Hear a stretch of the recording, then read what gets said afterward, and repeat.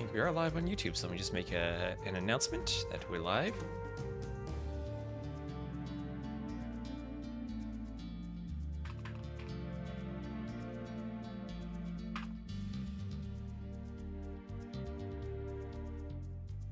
Get the link posted.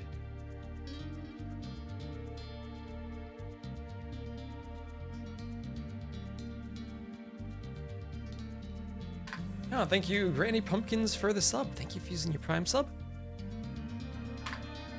Capture age going, and I think we're good to go. Let's see if they've started. They're in the lobby still. Run for your lives! Hello, Menunez. The Bonkers Healer. All right, let's see. Ornlu might be here to co-cast with us. We'll see if he's here. Oh, his schedule was different last night. I think they updated it. But we are good. Yeah, Granny Pumpkins is the Rage Forest Grandma. Thank you so much for using your Prime sub. Hey, look who it is. Let's do all the quests in the chat. Also, a reminder, we're still streaming on YouTube too. So if you want to see without the ads, you can check it out there. Oh, and Banani Panini, thank you also for using your sub. Oh, Ornlu's sending a collaboration request. Let us give the infidel dogs of the West a sight the likes of which no son of Europe has ever seen. Yeah, so Ornlu's going to co-cast this one. And let me just get the chat set up so we can combine the chats.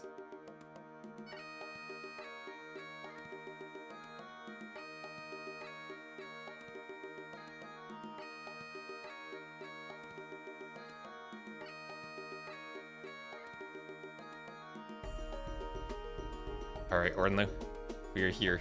You need to share the chats.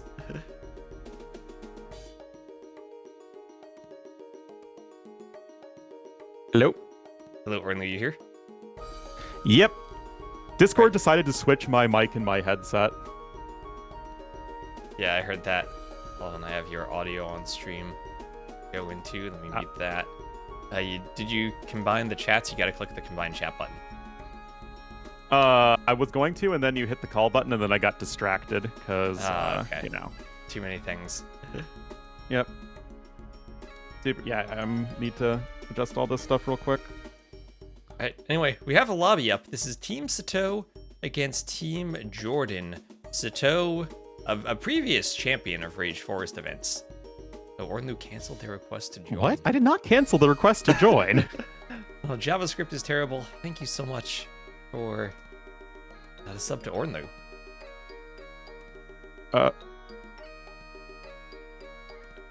Well, Sitaux is the defending champion, I believe. Okay, I can still see your chat in my chat. Okay, shared chat is on. We're good. We're good. You click the buttons. We've done it. I did. I have no idea, man.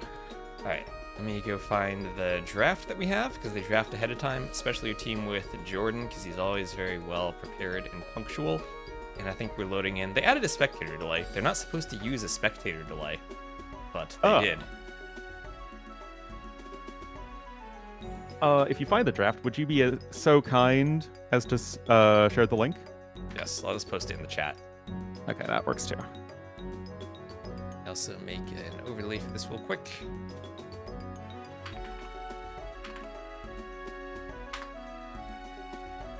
Yep, there is a spec delay, and we will get into this shortly, and thank you for consenting to cast with me. The consenting to cast. What a way to put it.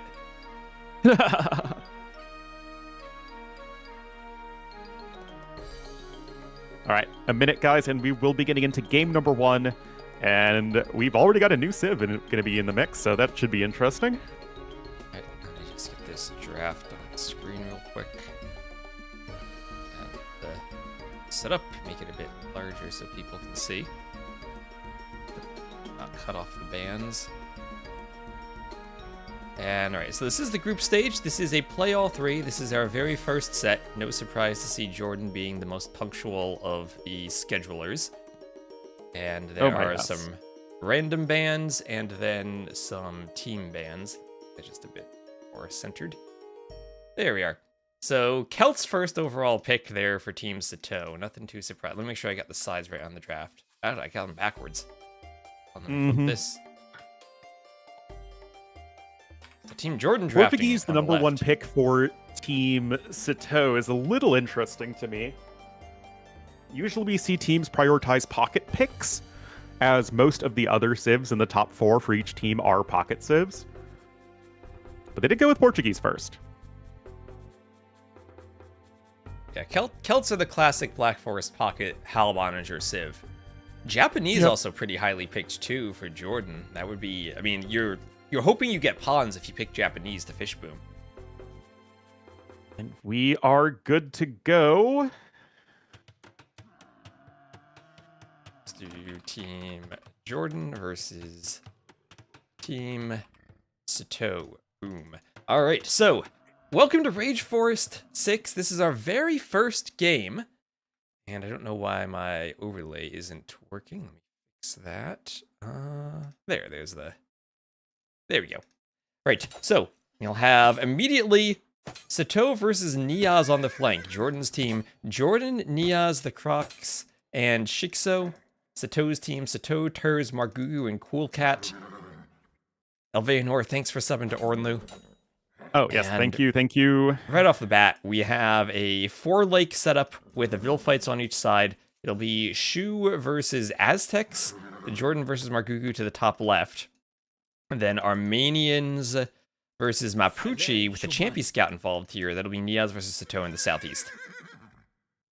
Yeah, so already, the first things we have to look at when it comes to Rage Forest are what are the choke points, and we can see we basically have 3 separate choke points, one on each side, and then kind of a long one in the middle of the map. There is some Vil fighting happening on both sides, and of course the pond situation, where it's a very exposed pond here at the front for JorDan, so he certainly had to go forward early, make sure he could secure that, but it seems like he's been able to do that quite successfully.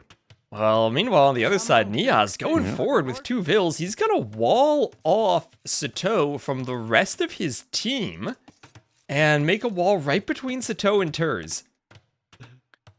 Oh boy, this is interesting already. We do have Niaz going at it. Of course, Niaz is a relatively new player on the scene and certainly not somebody who is known for playing a ton of RF. Or I guess Rage Forest in this case. So we'll have to see how he performs overall, but he is certainly making things quite messy early on. And hello, only positive vibes TTV. Yeah, I mean, we do know that Niaz will be prepared for long games, so I'm sure he has a stockpile of burgers ready. Oh, the Crocs might lose a Vil. Ooh, okay. The Crocs almost lost a villager luring the Rhino by his TC, but he recovered. Was microing his scout too much, probably. Ooh, that was risky. Yeah, and so I was talking with Sensar when you were unfortunately unavailable to cast one of the show matches, and he agreed with me that the pocket should always fish boom if they are able to.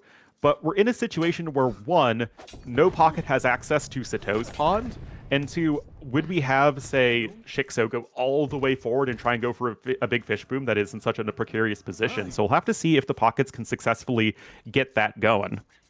Alright, so some crazy shenanigans going on with Niaz's Vils trying to lame Turs' Rhino, but Turs will get it back to the TC. Sitaux has his scout there trying to surround Niaz's Vil, but Niaz manages to wall it in. And I think Niaz still has another sneak Vil. Yes, he does. Though Niaz could now wall between Turs and Cool Cat. I'm sure that what he's going to want to do is get that sneak Vil over to do a dock in Cool Cat's pond. Remember, in Rage Forest, there's no garrisoning of the fishing ships, so it does make those sneak docks a bit more aggressive when the dock won't shoot arrows. And you're also not going to deny a dock. Wouldn't do it in the Dark Age anymore, but say in the Feudal Age by garrisoning fishing ships and shooting the Vil. Yeah, really, really important change that you guys made, and certainly one that I am not going to complain about, as we already have the fish boom starting to come underway. And middle choke point still quite open. Nobody really getting a good full wall there. So I think we could have the opportunity to take a quick look at the civs. Shu versus Aztecs is a bit odd because you'd think Shu maybe play like pocket traction trebs and infantry, and Aztecs could go for the monk rush against them. I don't know. I think Shu might want to go some type of aggression with war chariots on the flank. I don't know how good that'll work on Rage Forest, but if you're going to go double workshop, you might be able to add rams or mangonels along with the war chariots to put pressure on the wall. Yeah, that certainly is an option, and we'll have to see how that goes, because, I mean, late game, the traction trebs are absolutely fantastic. I played an extremely annoying game the other day, an arena of Shu versus Bohemians, where it was just traction trebs and Hofnitsa shooting each other for like 30 minutes. It's a pretty silly unit, so that's certainly something that JorDan, of course, as the team captain, is going to want to get to eventually. Oh, triple boar coming in for Niaz. He'll get all 3 of them. Nicely done under his TC. I'm looking at those 6 rhinos right in between purple and orange down that passageway, and I want to see someone go for all 6 of them. Oh, yeah. Who is destined for greatness? It'll have to be Cool Cat. And yep, Niaz does have the Sneak Vil. He's building it at the top of the map, and he's just waiting for the moment to pounce on that pond, I think. Cool Cat right now, if he didn't see it, doesn't have line of sight to the Vil. And he, as you said, the pocket wants to go for a fish boom and won't be able to do that if that Vil can, or at least not be able to do it calmly and peacefully if the Vil can dock that pond. Yeah, it's something that you have to be really, really careful about. That said, Turs, of course, good player that he is on the prowl with his scout cavalry. He knows that his opponent has a bunch of Vils all over the place, and well done there from Turs. Finds the sneak villager. Well, it's walled in, but not that much HP. Niaz needs to react. He doesn't react in time. The scout's pretty low. Maybe he can still fight the scout. Turs is going to get back. This is where Turs is just going to be as annoying as he can to try to block foundations and block walling. As Cool Cat pulls 2 Vils, he needs to pull a fishing ship to block the dock spot, and he does. Oh, nicely done then. That dock won't go up. Yeah, really well done so far here from Team Sitaux. And I guess we have to say that they're the favorites, as Sitaux did win the last Rage Forest. So, and certainly a lot of Rage Forest veterans on this team. Yes, indeed. And on the other side, we'll have a tower rush along both of the walls. So Margugu defending with the tower, JorDan going aggressively with the tower. I don't know how much Margugu has been playing or preparing for Rage Forest. I know he's not really playing 1v1 events these days like he used to. So it'll be interesting to see how in shape he is for this event. Well, you know, on the one side you have the burgers, and on the other side you have the doors that don't open. If you could have a meal right now, Arnu, and you had to pick burger or baguette. Ooh. I'm not super hungry, so I think I'd just take a baguette. Okay, I'm going burger 100%. Well, there you go. It's further into lunchtime for you than it is for me. Alright, Shikso will lose his scout, and now both players in the middle passageway. Looks like Margugu has managed to wall that. Interesting, the flank and opposite pocket were the 2 fighting over it. You kind of do want the pocket to be more focused on the boom, I think. As we have Margugu sending some militia. I think he had done them to fight in the choke point earlier, but he's just trying to do anything he can to clean up Niaz's Vil. As Niaz is trying to quick wall however he can. Keep the Vil alive, he's trying to escape, and he does.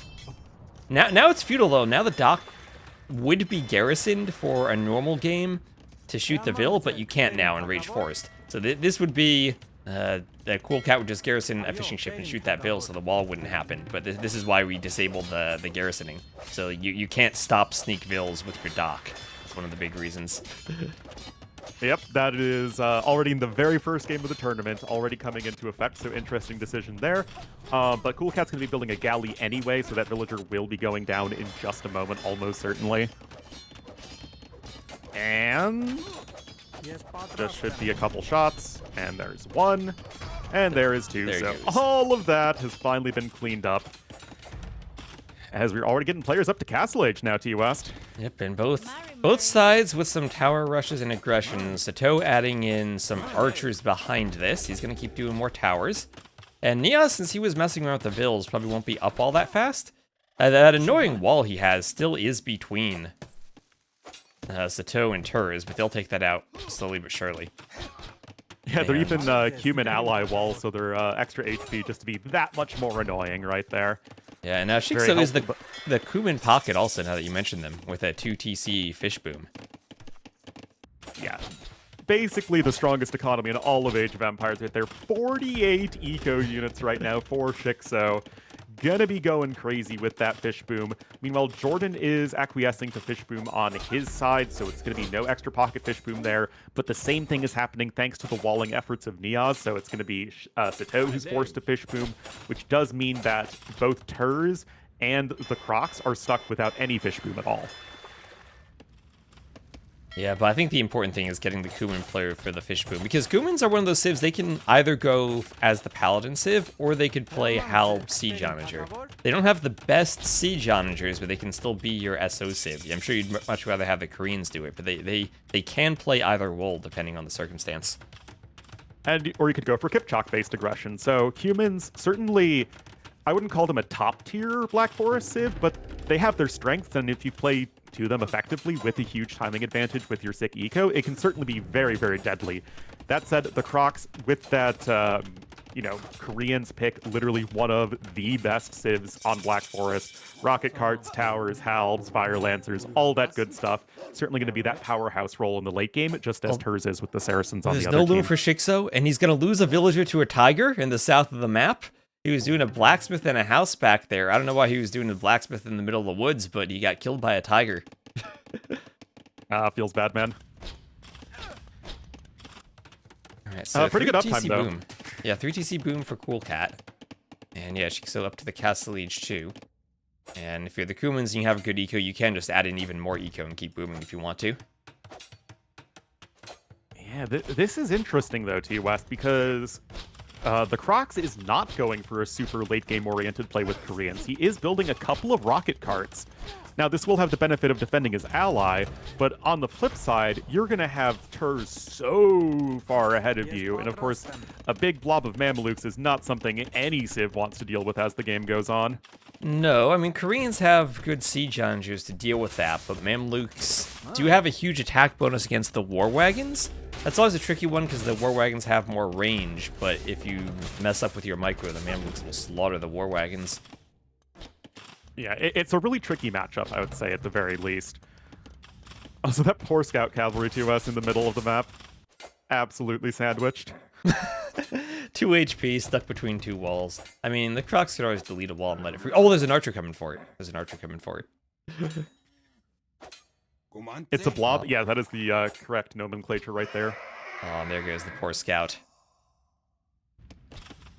Feels bad, man. Yeah, and as you pointed out, the rocket carts from the Crocs will have Turs going for a workshop too. But TC difference there, 2 TCs for the Crocs, 3 for Turs, so we should have the better eco. And we have the better boom on this side. We also have the workshop for Cool Cat over to the west. But it looks like JorDan isn't trying to pressure, he's just happy to boom right now. Well, I guess he's not up yet, maybe he'll add in a workshop. JorDan and Niaz still behind a bit. But I guess so are the flanks. Sitaux not up. What the heck? Is JorDan gonna Fimp it? We're Fimping it, T-West. Workshop University, he has the resources for it. And as the shoe, you do have a very smooth, fast imp if you want to start adding in your archer line, because Bracer, Bodkin, Fletching all are cheaper, and your archer line upgrades, Crossbow and Arb are cheaper too. So getting imp going for an Arb siege push could definitely be a possibility.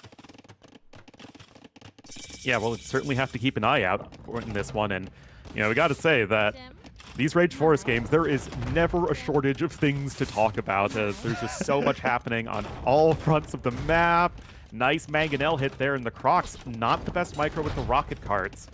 And this pressure is going to be continuing, and that's what you're supposed to be, doing here as Crocs, is you're supposed to be shielding your ally Niaz, who's been, doing all of his chicanery early. Yeah, here's Niaz doing for more walls. The Crocs helping out. And they'll let Niaz get up a castle. Should be able to stop the push with the castle. Tower in front even to try to keep the Mangonel away from the Castlevilles. Rocket cart out. Nice rocket cart from Crocs. Nice little bit of redemption shot right there. I mean, those are actually Margugu's archers that are literally on the other side of the map. But that was actually Sitaux and Margugu. I thought there was a split. It was actually both players just moving their archers in different directions. I mean, it is a split. I mean, they were together and then they were not together.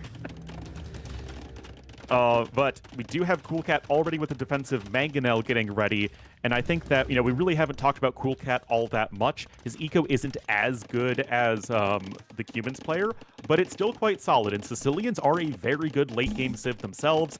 You do have your infantry units taking a lot less bonus damage, which can be nice. Donjons can be nice, and of course, fully upgraded Siege Onager, Siege Rams, nothing to complain about there. Yep, they will be a great pushing civ, because once you push, you can start doing donjons and kind of hold the location where you're pushing. And start making sergeants then and more donjons. And also, as you said, the Siege Onager. And halbs, too. Yeah. Sicilians, I think, they're so much better than they used to be. Like, they actually feel like a pretty decent, well-rounded civ these days. So third range from JorDan, so it looks like he is indeed. He has Bodkin finished, gonna go for an Arb Siege play. So what options do the Shu have for cutting? If I recall, traction trebs can't actually cut trees, so it's only gonna be Onager. Oh, they can? Really? Okay. Yep. Okay, so I was wrong about that. They can cut trees then, so you make a traction treb and you cut right away. You don't even need to wait for the Onager upgrade. Yes, they are very slow and inaccurate, though, so it isn't like... It's not an ideal cutting option, but it is there. That said, there are a lot of trees in the way that you have to get through here for JorDan, so it's still going to be plenty of time here for Margugu to defend. He's getting a fortified wall in, and that is going to be buying more time here for Cool Cat, as Motastic is saying in the chat, who is himself a seasoned RF player. Humans are not going to love dealing with Sicilians if it gets to that. No, they are not. The Sicilian Siege Onagers will be better, and they'll have great halbs for using against the Kuman Paladins. Yeah, and if it gets to, like, halb v halb, mixing in a few sergeants can be absolutely devastating, as halbs just don't do anything against sergeants. Big palisade delete on the right, as the Crocs is trying to move forward with a rocket cart. We'll get a Mangonel betrayed. Now, the fortified play all wall... 5. It's a best of 3. Play all 3. Play all 3. Oop, I need to update my in-game scoreboard. Sorry about that. Play all 3. All right, Nia's coming in with castle number 2. The Crocs coming in with castle number 1. Armenians are kind of a weird civ. Composite bowmen can be very good. I forget what buff they got. They got an HP buff, I believe. Yeah, they got more HP. And now the traction trebs are out, but dealing with the fortified walls from Margugu, and Margugu wisely going all the way to the edge of the map, so there's nowhere he can be cut right now. He's walling the entire forest. Yeah, so good play there from Margugu. Certainly not looking like he's rusty or is incapable of supporting his team in the way he needs to, so good on him so far. And it's going to be a very slow bit of sledding here for JorDan. He is sledding down the world's smallest incline. He's going to be trying to get through all those walls.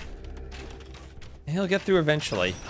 I think one of the keys for the Shu is that you can get the crossbow arb out early to try to stop rewalling, but that one watchtower for Margugu kept the archers away enough that he was able to get enough of his walls completed by the time the upgrades came in, or the army came out. Yeah, and right now is the timing advantage that you're looking for Team JorDan. Sitaux is going to be getting his soon-to-be paladins up and rolling. He's on 165 eco units. Obviously, you'll cut that down relatively soon. You don't need 54 vills on wood for that sort of army composition, as you have a bit of a pause. But it just feels like the more the time passes, the better it's going to be for these two pockets here on Team Sitaux. Yeah, and we have a forward siege workshop for Sitaux trying to push up the middle, but that's already fortified walled by Margugu.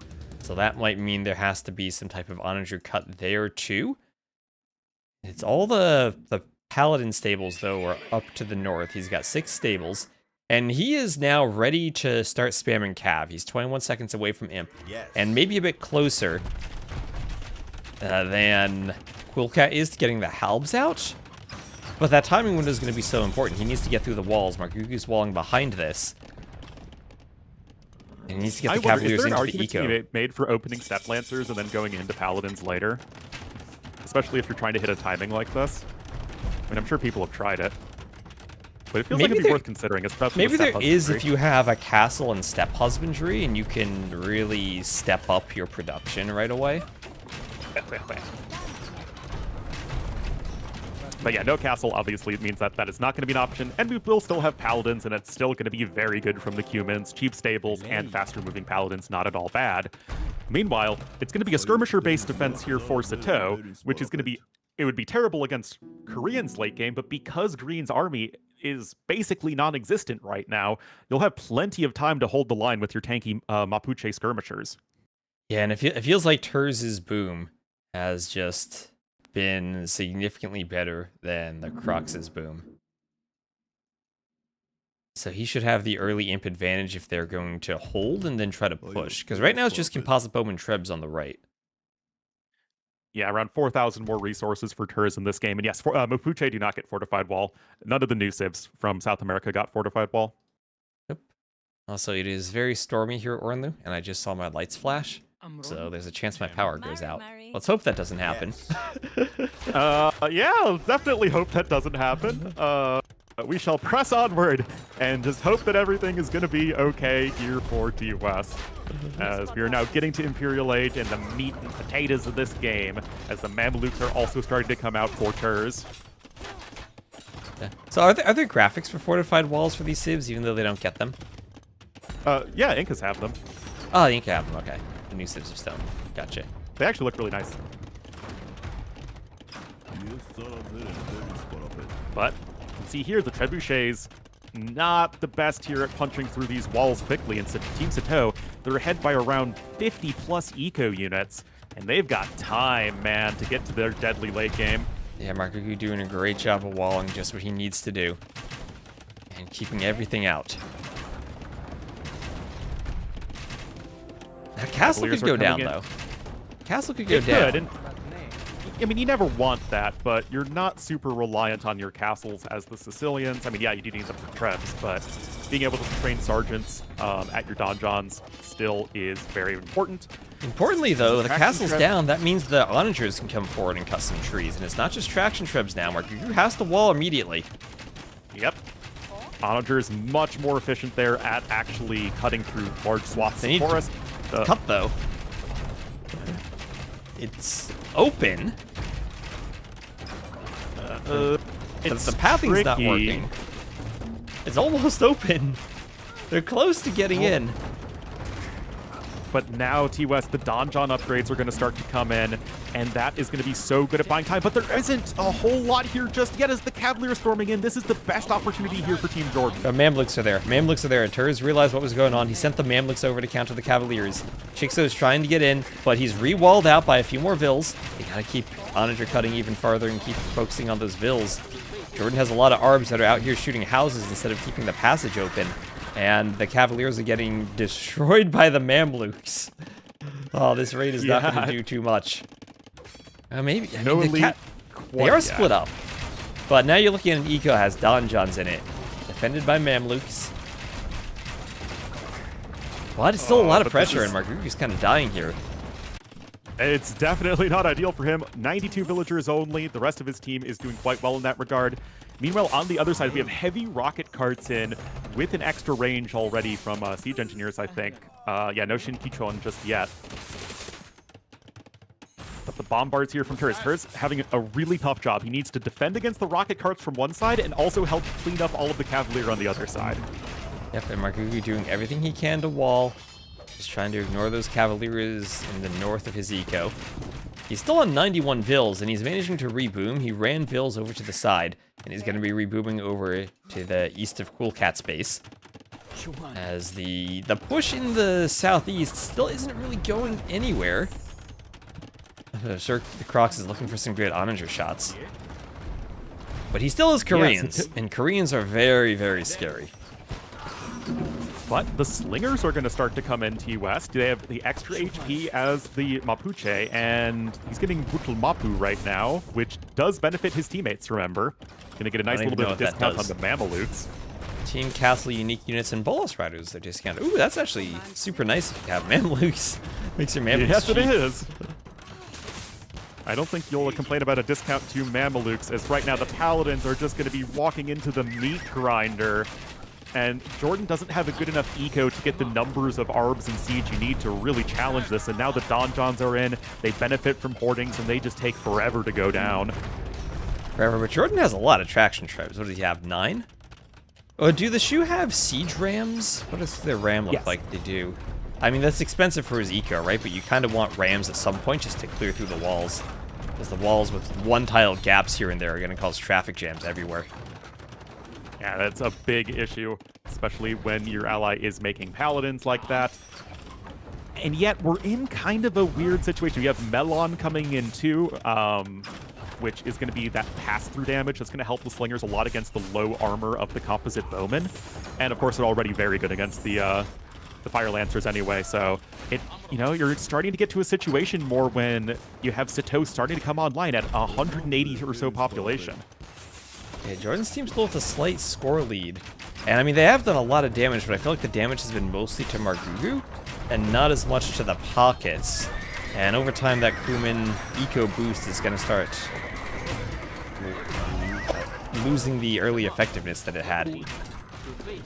Oh, that is a fine hit indeed, ×2 from the siege onager of Coolcat. JorDan not paying attention when he needs to. The Mamelukes are going to pounce onto those traction trebs, and this is not at all what Team JorDan is looking for as Team Sitaux takes a big pop lead.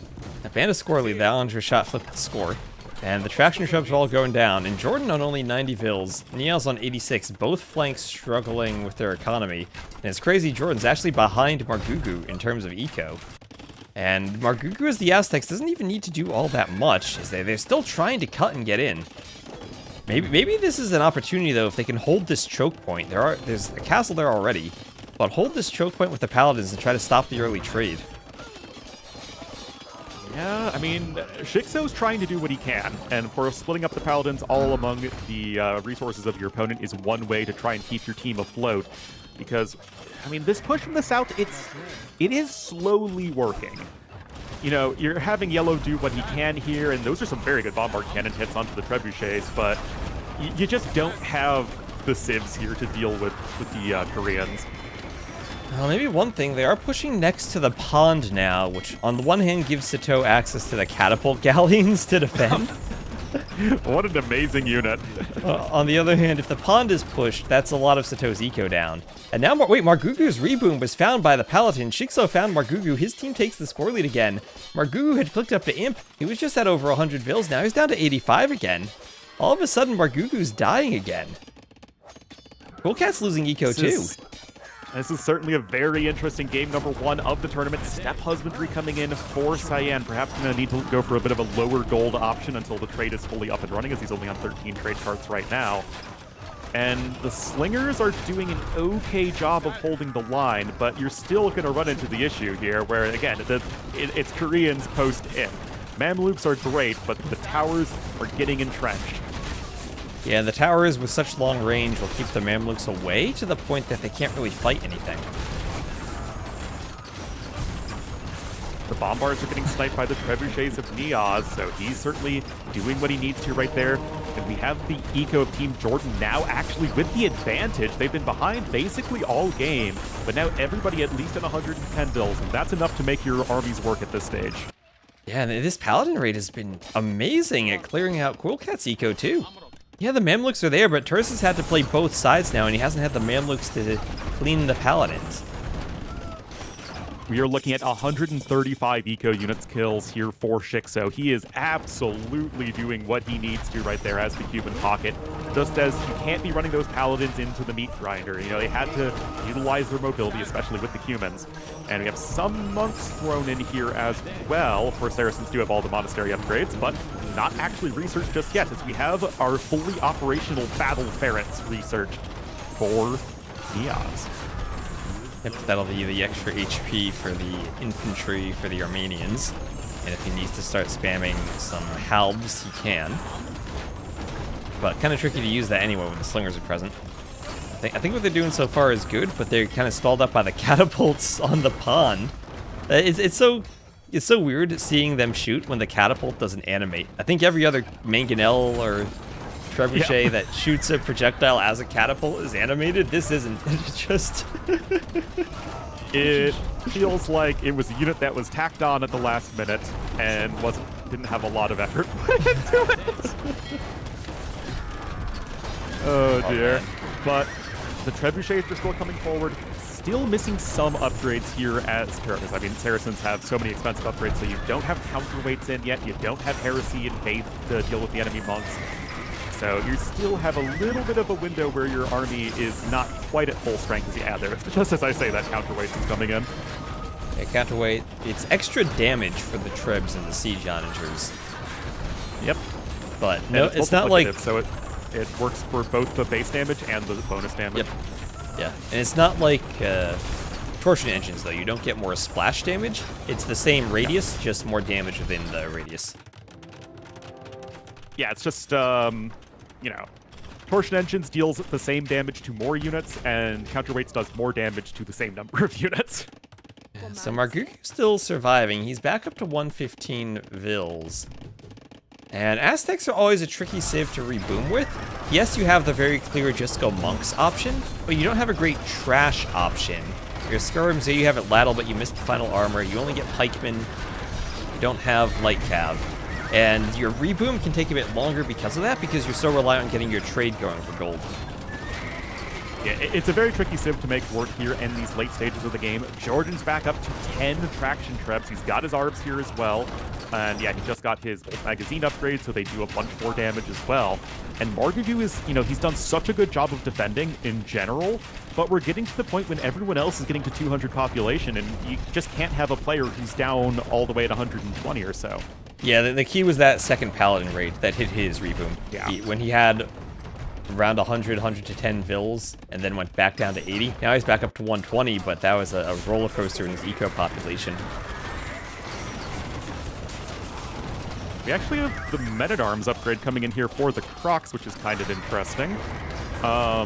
Feels like a misclick. We have the Korean Kipchucks! Men-at-Arms just has to be a misclick, right? I mean, your ally is Armenians. You don't need more swordsmen. But no Shin-Kishan, I think, is definitely a big mistake. I mean, it's like almost a 50% damage increase to your rocket carts. It's absurd. And it's 1 extra range.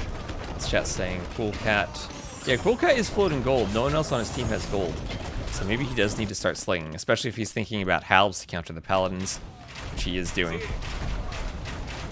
I mean, the donjons are very good at slowing things down, but eventually this huge mass of siege units from Team JorDan will punch through that. They have the army value lead, and as the Mamelukes have been obliged to spend more time on this eastern front, means that Markidu is simply getting even more dead as Team JorDan, now with a pretty firm control of this western portion of the map. Yeah, so as you said, those Korean Kipchaks. I'll have one round of those. I guess you'll have them for every castle now, right? Yeah. Alright, every time the Koreans build a castle, they can make more Kipchaks. But this feels like it's kind of stalled out here on the right, and the key, I think, is just having enough of a push on the... enough of a push to keep the Mamluks busy so that Toes can't help the other side. And now, Shikso, he's cutting. We're getting a forward castle from JorDan, and they're almost here to hit the pond from Cruel Cat. Yeah, and of course, just not able to run with that economy. It isn't ideal. We have 7 cannon galleons queued up here for a Cool Cat. No elite cannon galleon, unfortunately, for the Sicilians. But this just feels like it's such a tough spot. Eagle Warrior's not really going to be that impressive of a unit at this stage in the game. Yep. And again, no garrisoning of the fishing ships. And the Onagers aren't even going to cut fully. They're just going to leave a tree or two. But the cannon galleon defense defends the fish.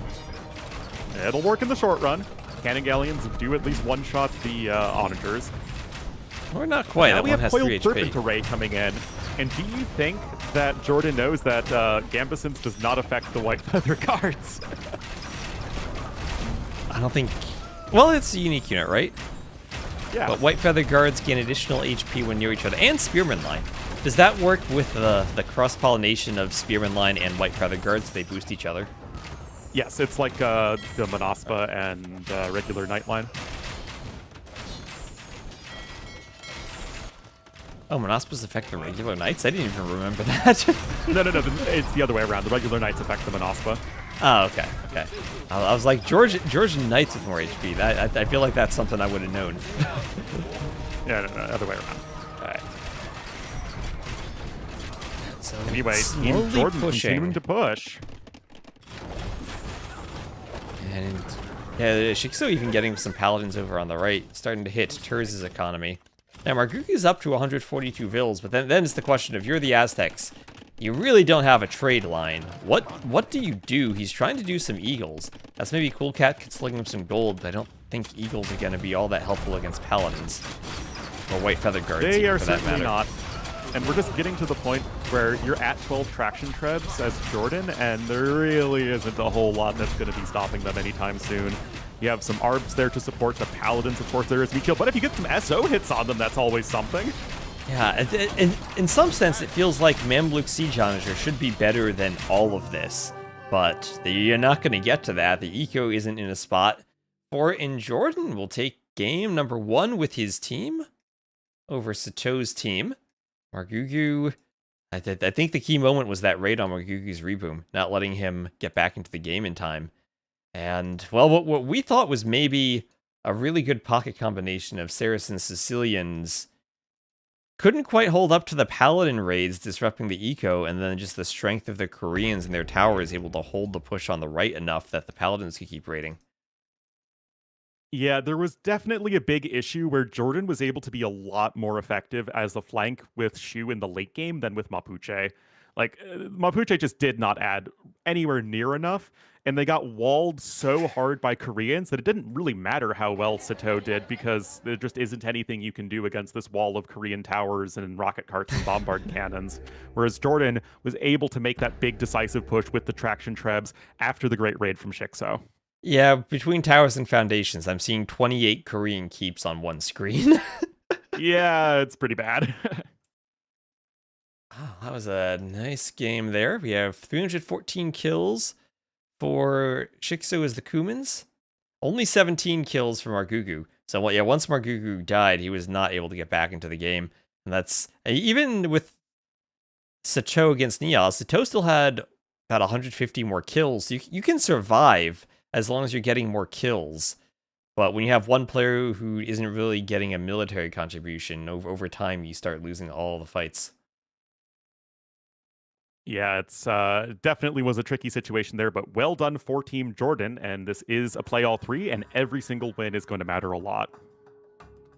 Yep, it is a group stage. We have several rounds of the group stage, and then a playoff stage afterwards. This is our very first set. And let me grab these civs. So that was Koreans, Kumans, Armenians, and Shu winning against Saracens, Mapuche, Aztecs, and Sicilians. Okay. And chat, I'll do what I can to keep ads between games and not during games, but since the games are long, that might not always be possible. Reminder, you can just check out the YouTube stream too if you want to see without the ads popping up. YouTube chat, where's the map draft? Where's the map draft, Orlu? We have the Civ draft. I want to know what map we're playing next to us. It might be Rage Forest. Joke's on you! It's actually Atacama. It's actually... What's that map? I'm trying to think of the name. The one where you had the piles of wood and it was a nomad start. Al Samim. Al Samim? Yeah.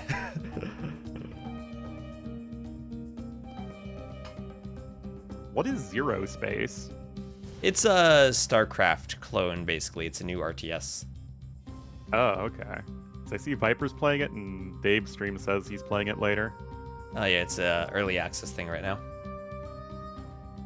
Oh, okay. Yeah, they just started their early access yesterday.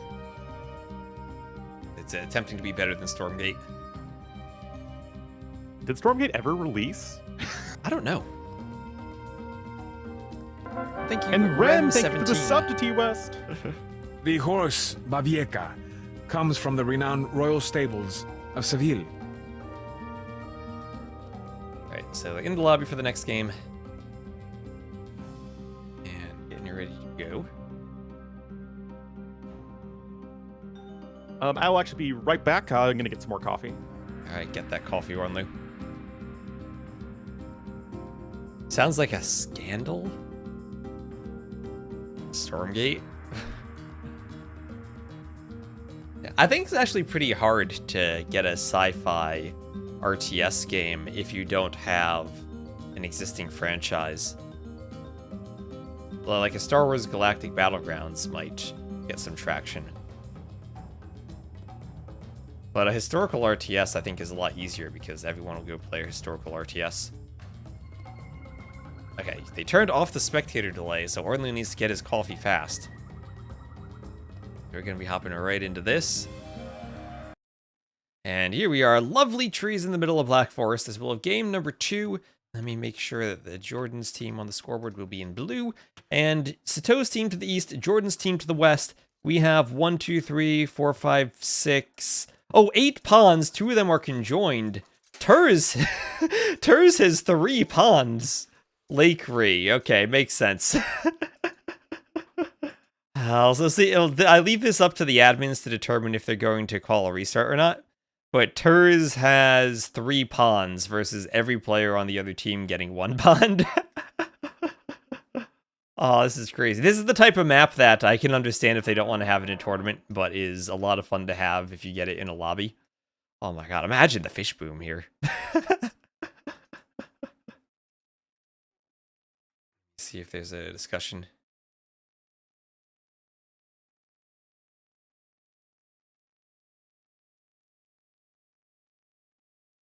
Food, please.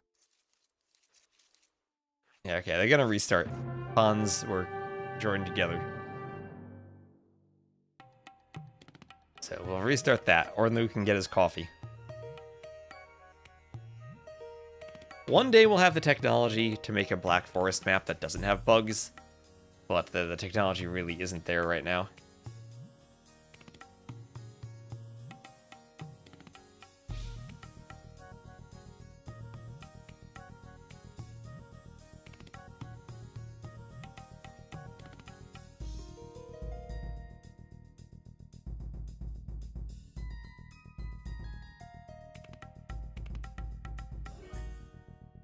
Hello. Hello, Ornlu. You missed a lake restart. Oh boy. We had an 8-pond map, but Turs had 3 ponds, 2 of which were combined together. Oh wow.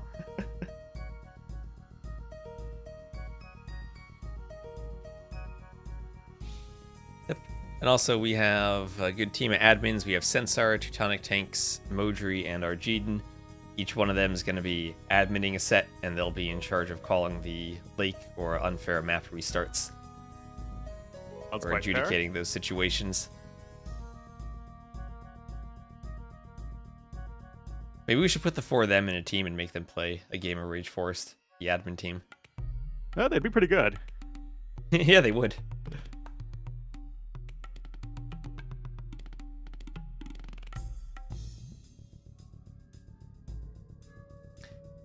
I like how the dashboard right now, it says, since they're in the lobby picking teams... Oh, never mind, it started too fast. I was going to say it says 1v2, v3, v4.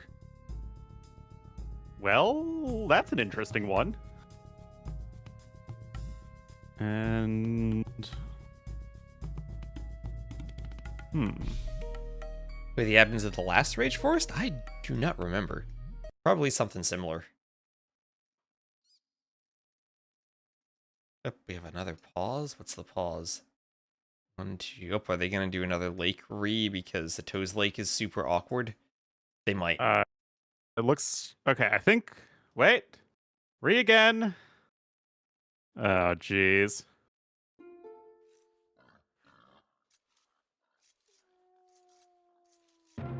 Yeah, that's going to be another lake restart, but yeah, fair enough. This one is this is kind of a neutral lake. It's kind of a 2v1 with a neutral lake, so I can, yeah, that's a fair restart. Technically that is on Sitau's team's side, but usually if there's a lake that's ambiguously far forward in a way that makes it unfair, we'll still do a restart. Yeah, I mean, you want to, especially with so few games, you really want to, you know, make sure that the maps are fair enough. Yep. And that's another reason we're not having a spectator delay, so that the admins will be able to see things immediately and not need to wait 2 minutes or need to look at point of views of the players to judge the maps. Yep. Ornlu, can you join me on my crusade? That spectator delay for tournaments is universally a bad idea. It depends on what the tournament is. Doesn't matter. Just a bad idea. I don't think World's Edge is going to be a fan of not having spectator delay. What with, competitive integrity concerns and all that. It doesn't stop cheating at all. I don't know. It's not my area of expertise.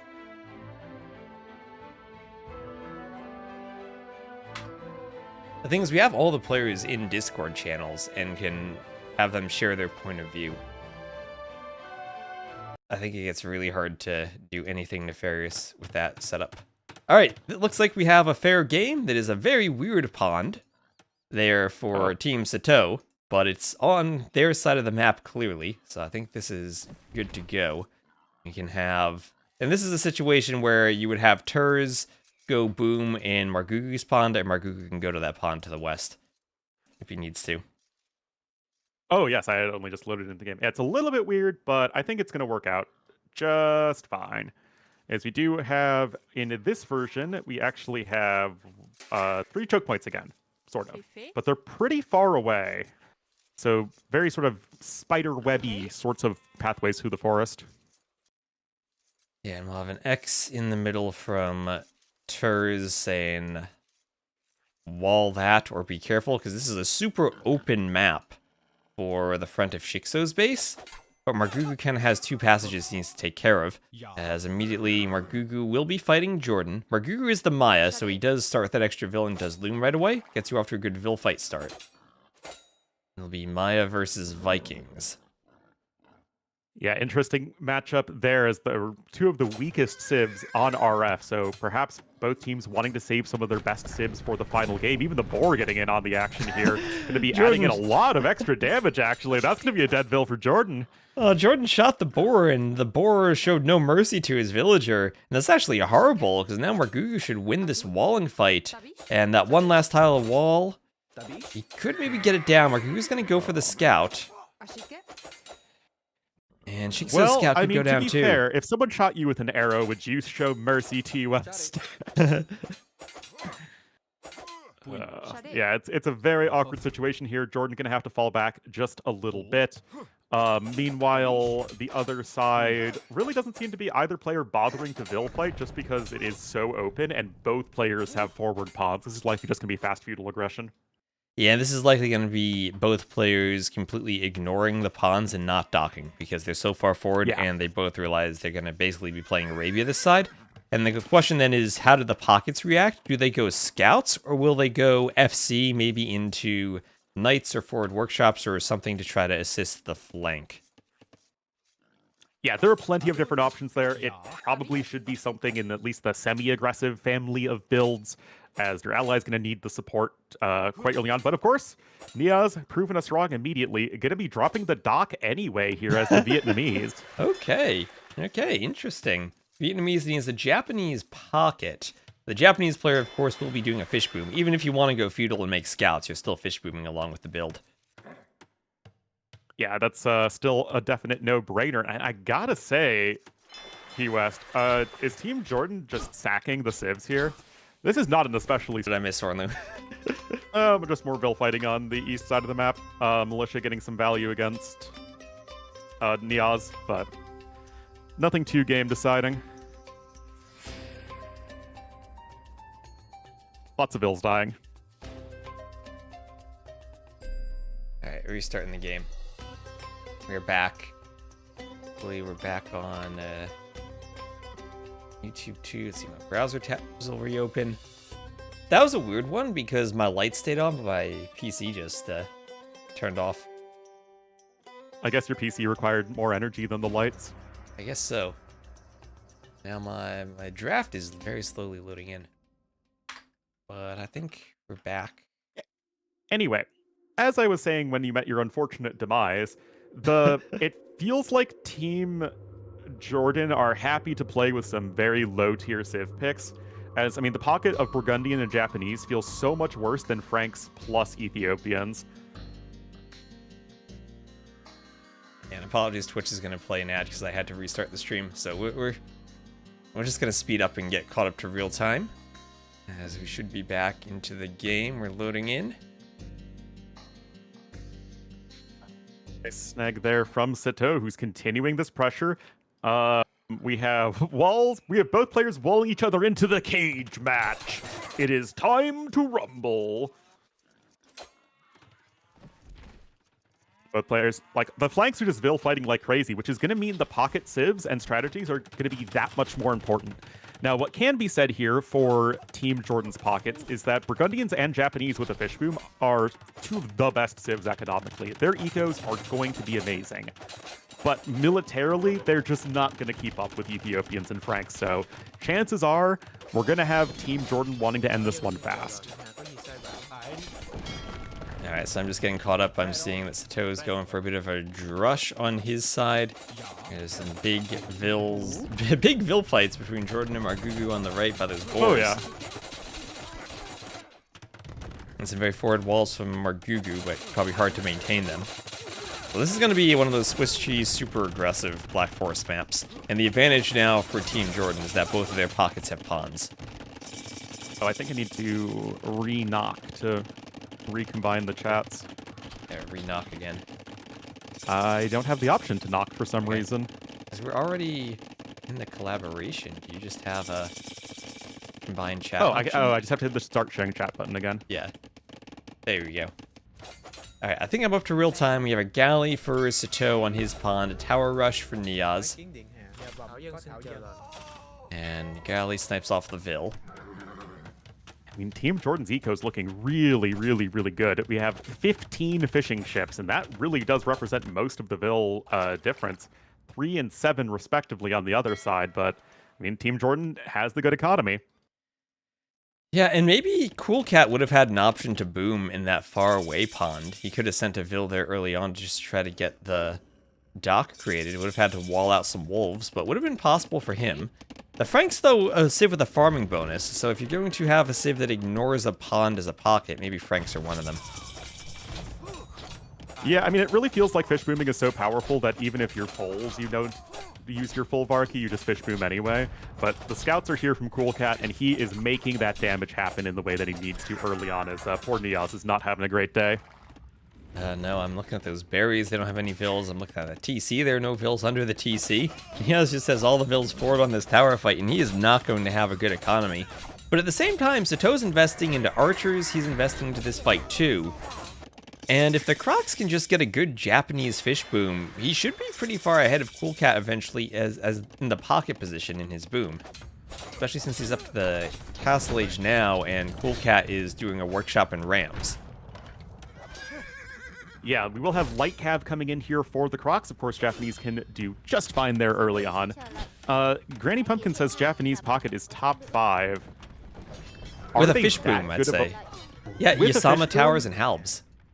They are very good. Like, I'm not saying that they're bad, but shouldn't Ethiopians still have much stronger siege to offer?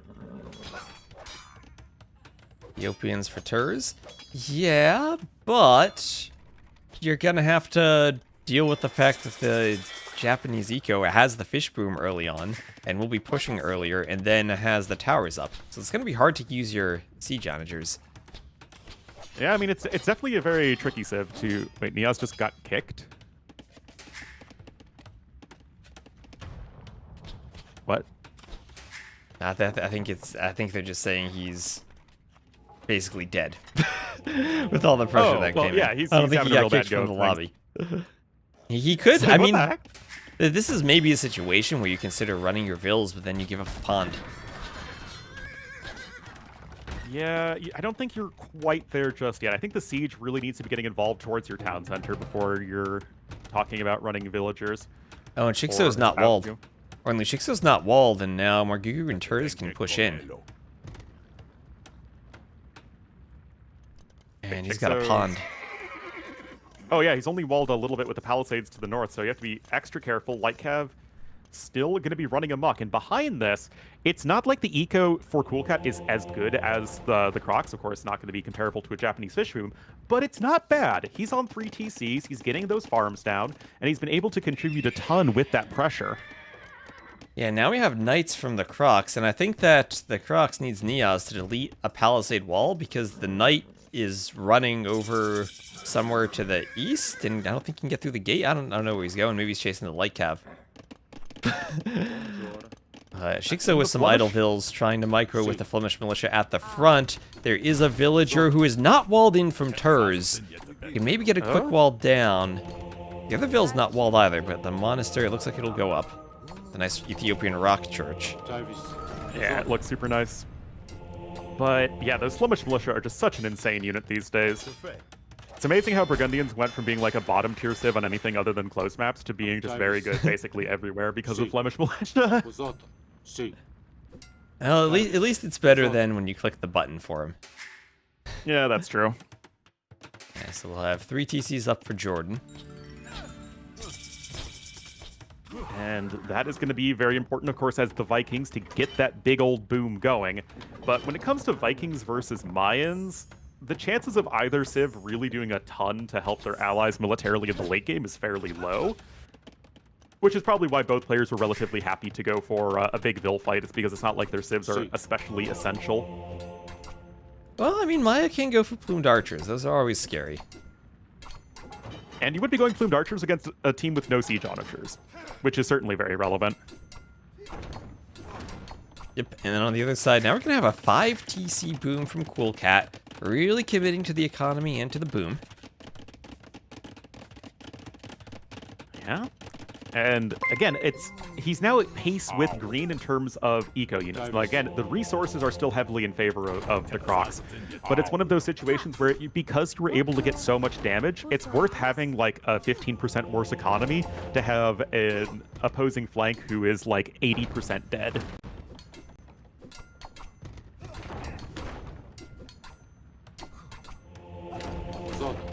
Meanwhile, on the flippity flip, 60 eco units here for Sitaux versus the 70 here for Turs. So obviously, Sitaux's been under a little bit of pressure, lost 4 units. Still a good job from Turs economically.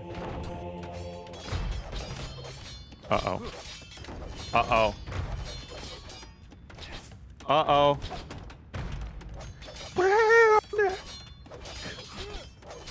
Part 2. Oh, T-West is typing. Oh, now T-West's mic stopped. Okay. Maybe T-West's viewers can still hear, I guess. Hopefully they can still hear me.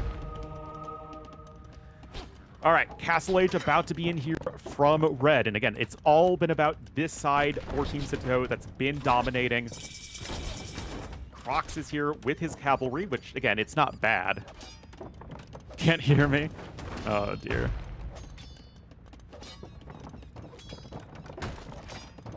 But, I mean, I guess it's enough to keep his ally alive for the time being. And again, there is always something to be said. Oh, there you are. Oh, man. Again, Niaz has not had to migrate. There is absolutely value in that. He still even has his little bit of a fish boom going, which is just, again, keeping him afloat. That's what the ships do. They keep you afloat. You wouldn't want to be on a sinking unless ship. they're a sunken ship. You don't want to be on one of those submarines exploring the Titanic. No, definitely not. Nor do you want to be this forward monastery from Turs, as that got completely mopped up by the Flemish militia, which of course require no upgrades and almost no investment to clean up everything. Yeah, so ram push on the castle now, and Sitaux gets the castle up just in time as the Italians still have Genoese crossbowmen to deal with the Pocket's knights. That was honestly kind of a risky castle, but he does get it up in the end. And I'm just worried about Turs' boom now. He's on 109 vills. That's 20 clear of everyone else. And Ethiopia's going to be a strong pocket. Pretty darn staggering. Now, Cyan is on his way up to Imperial Age, so in the short run, Sitaux's going to be able to do stuff, but he's adding in archery ranges as the Burgundians, and that just feels like it's not going to be as impressive as it needs to when you are beginning to be the fully boom pocket, because, like, what's JorDan going to be adding here as Vikings anytime soon? I mean, you can go for hand cannoneers with a bonus attack as the Burgundians, but that takes a while because you need chemistry. Maybe you need chemistry anyway for your bombard cannon, so it doesn't matter that much, but it's not going to be super fast pressure. The only real other option would be skirms, but those are skirms. And it's just not very exciting, right? It's not that sort of super powerful Imperial Age army that you're looking for Burgundians, who are in general a very good early Imperial Age civ with the fast Paladins and the good eco to get you there faster than your opponent. But as it stands, it feels like Turs is, you know, he's also up. Yeah, it's going to be a little bit slower. I mean, it's actually a fair bit slower, but it feels like he's going to be able to get towards that infantry siege combo that's just so deadly from Ethiopians. Yeah, now the Genbo could even think about sniping off Crox's Vills. Crox is doing what he can. But it's just so smooth for the Italians to play Imp and Genbo, and then Cannon Treb. Yeah. I mean, especially with a bit of a pawn situation, Italians just a really, really good civ in general. Now, Niaz is here with the sneak dock, which is pretty nifty. Forward Siege Workshop as well. So, you know, he's being annoying, for sure. Yeah, like, you guys gotta be aware of Niaz doing something sneaky. Yeah. And the lack of garrison does make things tricky. It's kind of weird because the garrisoning ability, it was important because fishing ships died so fast to hulks. But now we just have hulks with fishing ships that can't garrison, so the fishing ships are just going to die super fast no matter what. Yeah, the fish traps don't die anymore, though, because those still have 250 HP. It's the fishing ships that are a bit more fragile now. Kind of the opposite of the past, where in the past you'd attack the fish traps because they're more expensive and more fragile. But now they're a bit tankier. Look at that fish trap where the Flemish militia is for in Turs' fish boom. He's fishing the road. Well, you know, it's a road fish. But yeah, fish traps being more tanky is an understatement, as they now have 5 times the HP and 1/1 armor. So now we have the dueling castles on the left, Niaz and Sitaux. But Sitaux's Imp, and he's got the Trebs popping. So that castle getting hit, and also the knights coming in from Coolcat. They're trying to deny Crocs from getting a castle up 98.24%, 99.02, or 99.2. And that is a doubt castle from the Crocs, as he will not finish it. And I don't think he has any more forward vills to send to it. No, and it's going to be such a long way to get there. That is not at all what you're looking for as the Crocs. Now, in general, the Japanese infantry is going to be very good against the Frank cavalry, so, I mean, you're going to have that going for you, which is nice. And we might even need to see, like, a little bit of a swap or something, but right now, you got the Halbs out on the side from Turs. Yes, they're not going to do well versus the hand cannoneers, but you are going to be working towards that siege for Ethiopians. The Baptist castle. Oh man, that is so close. He needs to get more vills there. He's got the vills on the way now, but it's only 2 vills. I mean, they only need like 1 tap of that castle and they'll finish it. And also Capram in, interestingly. Now, there's the Paladin upgrade in for Coolcat. And yeah, he will get the castle. But by the time he starts it, the Trebs are already deployed for Sitaux. And he will the finish castle it. might not be up for very long, but right now, the timing advantage for Sitaux is very real. Bombard cannons are on the way, but you don't have the Onager upgrade in just yet, although having siege engineers will at least allow the mangonels to outrange the hand cannoneers. And Onager just now started, so I mean, it's going to be buying you some time, but right now, Sitaux knows he's got a window, and he's trying to make the most of it. I'm just looking at those grouped up mangonels for Turs and thinking one well-placed Onager shot could destroy all 5 of them. Or one well-placed bombard cannon shot. Yeah. You have to be extremely careful there. That's why you're trying to play defensive, but the same goes both ways. Excellent micro here so far from Sitaux. Oh, and that's just, Turs didn't get the attack rounds in the spots he needed them, and hand cannoneers destroy mangonels so they get the shots off. And he took down 3 of them right away. Again, trying to leverage whatever advantage you can. The castle is starting to fall on the other side. Genoese crossbowmen are a good unit, but honestly, it might be better to try and switch into some hand cannoneers as... Oh, that's exactly what he's doing! Haha! As they're the much more direct counter to these Halbs that are gonna give the Paladin so much trouble. Yeah. Also, they do have Pyrotechnia for the, basically, Scorpion hand cannoneers. They pass through and do more damage. That's an option for the Italians. Capture Rage doesn't show it properly, but it's there. Now, the Paladins are fighting Halbs, so they got Genbo support behind them. I actually kind of like staying Genbos because they counter the Halbs, and they also counter anything else that might... It's like they counter more than the hand cannoneers. But you don't Maybe have against production Japanese, force, though, only... just straight for hand cannoneers, knowing it's going to be infantry is okay. I mean, I feel like it's hand cannon, pure Technica hand cannoneer plus Frank Paladin feels like it's not something that's getting stopped anytime soon on this side of the map. Now, at the same time, though, Sitaux feels like his push isn't going to get stopped anytime soon. There are some condottieri there, actually, though. Wait, the Italians are on the team. That means it's condo time. And never mind, this will be stopped, as we'll have condottieri and plumed archers coming forward. Yep. And that'll be devastating to this composition. Yeah, I mean, I think we both forgot about the condos there for a moment, but yeah, it's not that there's anything special about Ethiopian condos. I mean, they just do normal condo things, but condos are what you need against an all-gunpowder army. It's why the unit exists. The bombard cannons are here with full upgrades, I think. I lied, they don't have torsion engines, but even so, this is starting to push back, and Sitaux looking like his team is going to be tying this up. Even the imp! Oh, Niaz's imp got canceled at like 90. Well, there's the imp TC. So we've got a castle at 99%, an imp TC at 90% for Niaz. And does Niaz has more TCs, right? That wasn't his only TC. He's got TCs in the back now. He's going to restart imp. But yeah, it feels like this push can't be stopped. And the other push, which in the absence of the condottieri, felt like was going very strong. But that's the crazy strength of the Italians on Rage Forest, that not only are they a good flank civ in their own right, they give you the gunpowder combo to civs that usually wouldn't have something like that. I mean, it's just gunpowder in general is very strong on Black Forest, and of course condos just that sort of wild card thrown in that you don't need them every game, but it's, you know, the situations when you do need them, they are absolutely critical units, as that is going to be enough here for Turs to clean things up. The bombard cannons are going to be going to town here against the castle. Vineyards is always fun, but don't think that's going to be the most important thing right now, as even the plumed archer numbers are climbing, because JorDan is just slinging.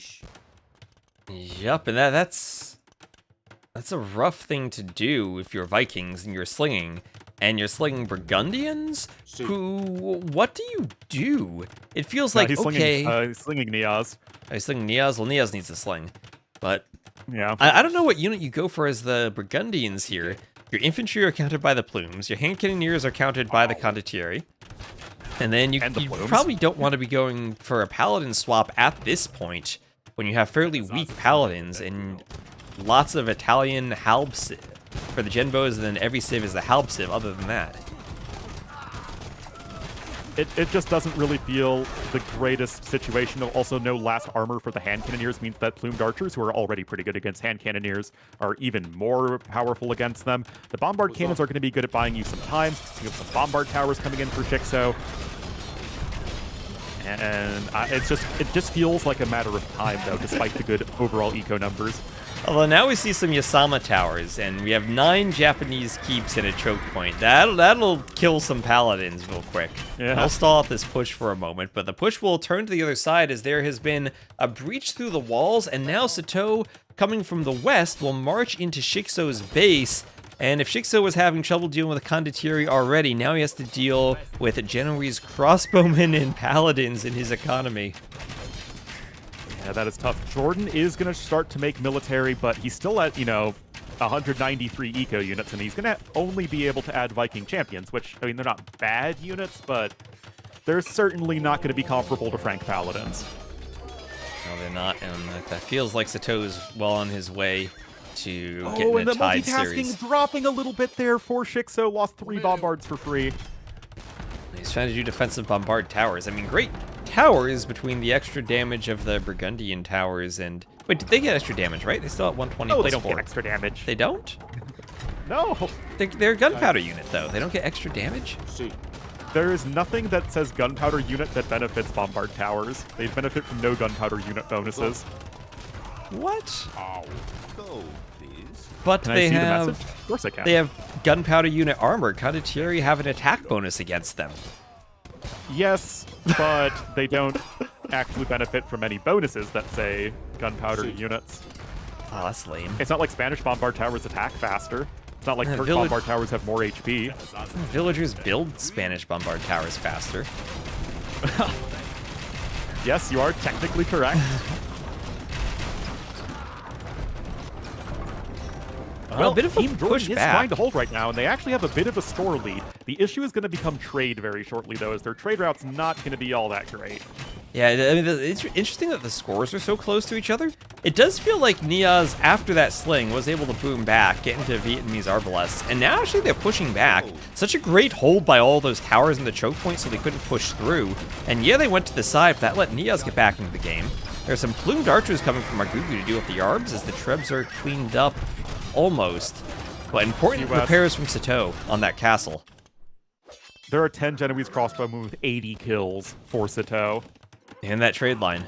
They're in that trade line. 54 of them are eco units. That is pretty brutal. Team Jordan's eco numbers are plummeting off a cliff. Not just in the trade line, but also in the fishing eco, too. There are no fishing ships left in that pond. And Jordan's trying to send champions to clear them. But even then, that's champions against an archer unit. That's not going to clear them right away. A couple more trade carts will go down. And Sitaux has to rebuild the fishing ships. I mean, credit here for Team Jordan. They absolutely did yeoman's work of holding on for as long as they did, and that's even without a Britain's player. But it does feel like they're compositionally really struggling, and they're struggling as far as map control, too. Yeah, the towers will buy them time, but it won't stop the bleeding forever. Exactly. And yes, Bombard Towers do benefit from Arquebus, but that is the exact one exception. I knew someone would bring that up. Oh, there we go, Arquebus. Boy, Plumed Archer numbers are still climbing, and I mean, like I said, without any Siege Auditors, the Plumed Archers are still a very strong support unit. Yeah, especially against the champions. An attack bonus against infantry, so they'll massacre the champions. It is missing Thumb Ring, though. That's an easy one to forget if you're going for an Archer unique unit, so Argugu's going to need to remember to pick that one up. Yeah, that's a tough one to remember because you don't really get an indication of it. You just have to notice your units shooting more slowly or click the archery range at some point. Yeah, it's a very easy upgrade to overlook, but now Turs is supporting here with his Ethiopian Bombard cans. He has 9 of them at the moment. He's also got the Onagers as well. He does have torsion engines in, and this push is just not going to be stopped. Big Paladins around here, too. Those torsion engine bombard cannons are crazy, and yeah, the paladins surrounding some champions, surrounding some skirms. Just don't want to fight under those towers, but that'll just slow down the push. Cool Cat even bringing a trade cart into the fight. That's an important trade cart there. It's like he has assassins concealed in it. Yeah, he's gonna carry the French flag and put it on the hill. He used the Franks. There we go. Oh, but he lost the trade cart. He's defeated, right? Oh, yep. Oh, now you got to start it over. It's okay, just run down to the southern Burgundian base with Constable Richemont and the trade cart and just debate with the good constable and win in 3 minutes. Yeah, do your transport ship speed run strat. Yep. Anyway, the push is now crazy with all those torsion engine bombard cannon. As we'll have a guard tower on the way for Turs 2, supplementing the push, and this army will just melt from Sitaux, as will the buildings. Yep. And honestly, credit to Marguerite in this game as well, because, I mean, it was a rough early game with all the build fighting. Able to get the better end of it. Oh, just before a huge onager hit, the game ends. That would have been nice. The rocks are right there. Yeah, credit to them for pushing through and taking advantage of the map, too, I think, with that early push onto Sitaux. Yeah. And the absolutely right call to go for the condottieri against the gunpowder push. And I guess in this situation, you kind of need to play Burgundians as the Paladin Civ, rather than as the gunpowder Civ, just seeing that Italians are on the other side. Yeah, it's really tricky, I think, for them at that point, just because Team Sitaux did such a good job on the flank, and I really feel like the coordination between Sitaux and Cool Cat was very good and just knocking Niaz out of the game very early on. Yep, and Jordan, most res collected is the Vikings. I guess he was focusing on slinging quite a bit. Would explain that. But yeah, I mean, he had 190 eco units at one point. Yeah, I mean, Vikings a lot harder to contribute late game when they don't have that obvious plumed archer option. Yeah, they have Arbs, they have champions, they have berserks, but those aren't really the power unit that you want. And oddly enough, plumed archers have good enough just overall stats that they're still useful. And they're fast enough, you can position them even though you're still making them from the castles. And that will be tying our series up at 1-1. There are only exactly enough civilizations available to draft as there are, games to play. So we know that the Civ lineup is going to be Portuguese, Slavs, Bulgarians, and Khitans versus Celts, Khmer, Miska, and Romans. And hold on, I need to check my civs off again because they got reset when I lost my power. And yep, as you said, Sitaux will have Portuguese, Slavs, Bulgarians, Khitans. JorDan will have the very first picked Celts with Khmer, Muisca, and Romans. Celts versus Portuguese is the first pick. We talked about that earlier. Celts, one of the best pockets. One of the best Halboninger Civ. If we're really lucky, we'll see them played as a Paladin Civ, but that's never going to happen. The Portuguese, definitely a flank Civ for Sitaux. Yeah, Portuguese are a very good flank Civ. I think the question is, how good is a good flank Civ relative to a good pocket Civ when the flank Civ is not specifically something like Britons or Turks or Bohemians? Yep. And someone asking in my YouTube chat, these are not random teams, these are drafted teams. We had 16 captains, 2 of whom were JorDan and Sitaux. Each drafted 4 players for a total of 5 players on each team. And we have 16 total teams.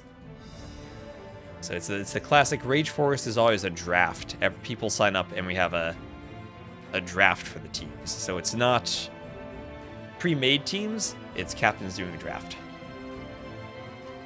Yep.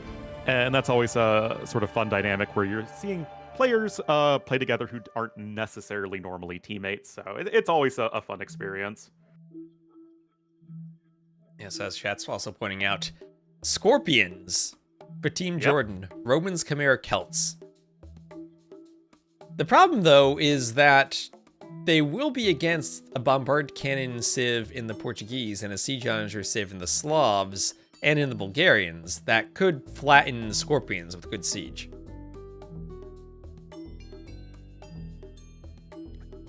And we'll have to see. So on the other side, you're going to have Khitans Portuguese flanks and Slav Bulgarian pocket. Now, are Slavs as good as Celts? No, but they're still very good. Bulgarians versus Khmer? It's going to be interesting. And they instantly resign. Is there a Civ lineup you favor? Why did they instantly resign?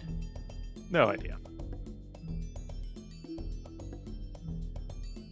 Did they just go out of sync somehow? That looks like a fine map as far as I can tell. That was a nice 8-pond map.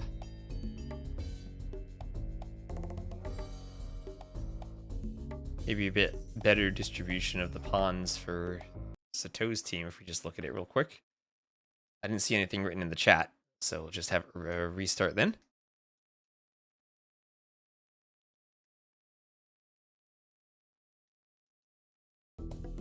Nothing looks bad or jumps out to me, but I'll see someone's adminning it.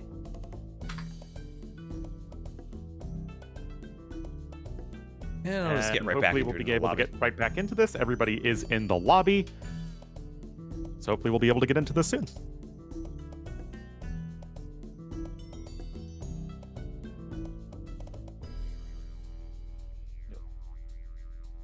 So as you were saying, Slavs versus Celts. Now, Celts have the faster working lumberjacks, which for Black Forest is just a very obviously good bonus when there's so much wood you'll be chopping. Yeah. But the Slavs are a civ that really probably doesn't want what we just saw, an 8-pond map. I think they prefer, honestly, having a no-pond map so that the farming bonus kicks in more. Yeah, the thing is, Perhaps same with the Khmer. Fishing is so good that Slavs will have to abandon farming to fish, which is just so bizarre to me and unintuitive, but we will have to see, guys, as we are in our final game of the day, and it will be everything all tied up between Team Sitaux and Team JorDan. Yes, and a fairly open map on the flanks, where we'll have 4 passages, but 2 of them basically go through each side. It'll be a 6-pond map, 3 per team. Ponds definitely better for Team JorDan, where they're by the pockets, rather than Sitaux, where they're by the flanks. And we'll have a good scout fight to open things up on the left side. Margugu sending Vils forward. Perhaps a map where you don't even bother fighting for the early walls, as neither player to the northeast is, and you're just going to play feudal, seeing how open it is. But indeed, a Vil fight for JorDan, as he's sending his Vils forward to meet Margugu right in the middle. Well, the way that Sitaux played it in the last game is he actually went for a drush, and that was really, really effective, and he sent the villagers in afterward. So nothing in like the first couple minutes of the game, but still very early pressure, and that is one of the things that caught Niaz off guard early on. So we'll have to see if it will be a similar approach here from Sitaux in this next game. Yep, a couple of turkeys now being stolen by Sitaux. He'll bring them back to his TC. Also, we do have notably tapirs on the map on this South American theme. I did replace the javelinas with tapirs, so they have 340 food. We don't have those gens with the low low food javelinas. Yeah, no idea why they changed the javelina food to have less. Just seems weird to me, but yes, we have our tapirs instead of the javelinas, which only have 300 food. And we are still back to Vil fighting. And matchup-wise, Muisca versus Portuguese. Muisca can go for like a really good fast imp, and they have very good monks. Yeah, thank you, Matza, for the follow. And this is now a tricky Vil fight, because both players are committing large numbers of Vils, and that's going to mean they're both Dark Age for a while. And I wonder if Turs is going to be able to get a fish boom behind this, if he can manage to get to the pond, and he's setting his Vil forward now. And now I think Margugu wants to ensure that Turs has a safe fish boom, because Shikso will have a safe fish boom. And it's both Slavs and Khmer now as the pockets, so going to be fishing in addition to potentially farming later. You mean fishing instead of farming, because fish booming is so stupid. Yeah, you can always add in farms along with the fish boom, right? It depends on how well you're able to protect the fish or how risky it looks. Yeah, well, I mean, in the case of Shikso, I don't think he needs to add in any farms for quite a while, as he is now going to be going to the dock. Turs already doing the exact same thing. And civ-wise here on the southwest, it's sort of two of the leftover civs. Neither Khitans nor Romans are especially good as either flank or pocket, so that's, again, another reason that both these guys are just Vil fighting like crazy. Margugu lost the Vil there, trying to get one of the low HP Vils from JorDan. As a scout, gonna try, right-clicks the wrong Vil though from Cool Cat. And JorDan will try to wall in that Vil to keep her safe. Sending one Vil as a runner. And we will have... Gugu should win this, though. And JorDan has... Oh, JorDan's sending the rest of his Vils. He's sending 6 more Vils. JorDan is committing to this. Oh, yeah. Well, JorDan is ahead by a villager and a half or so definitely getting a little bit of the better end of those early fights. Celts, though, one of the best civs at fish booming, just because they have a great wood bonus. So that's going to be very helpful, but nobody going to be in the pond just yet, as Niaz himself is going for a drush, so is Sitaux. So Niaz, reacting to his unfortunate situation in the last game, going to be playing much more aggressive here. Yep, and Niaz's drush will be the Champy drush, as he is the Muisca. How do Champies do against Militia in the Dark Age if they end up fighting? So they lose. They lose, okay. But they're faster, so they don't have to fight, basically. Yeah, that's it. Well, they stop a Vil from walling, but now we have one Vil that'll likely go down to a drush here from Niaz. And Niaz does not have Loom as the drush comes in from Sitaux. Now, the Muisca is the settlement's heal nearby units and are cheaper, but they can't garrison like the Tupi can. And that drush from Sitaux might just head down to the pocket. Where the Crocs is the Celts might even need to think about doing Loom himself. Yeah, this is not what you want as a flank player. You don't want to just wall yourself in and then just allow the other flank to run right to your pocket. You're supposed to protect your pocket. And honestly, both sides not really able to prevent that, as we have Niaz's own Chompies here on the other side of the map, forcing a massive quick walls from Cool Cat, who will still have to deal with these units running into his base very shortly. Yeah, Cool Cat's quick walls don't actually protect anything. There were a couple of spots that weren't finished. And now, Cool Cat, he does at least have Loom already. But it will be very annoying to have the champion. One thing Champy can't do is attack the Guanacos, because they are technically a scout unit. So they won't be able to lame back here, like Militia maybe could have. And we will find a Vil. kept pinging Turs to make sure that Turs was getting himself fully walled. To make sure that the Chompies didn't get any further forward.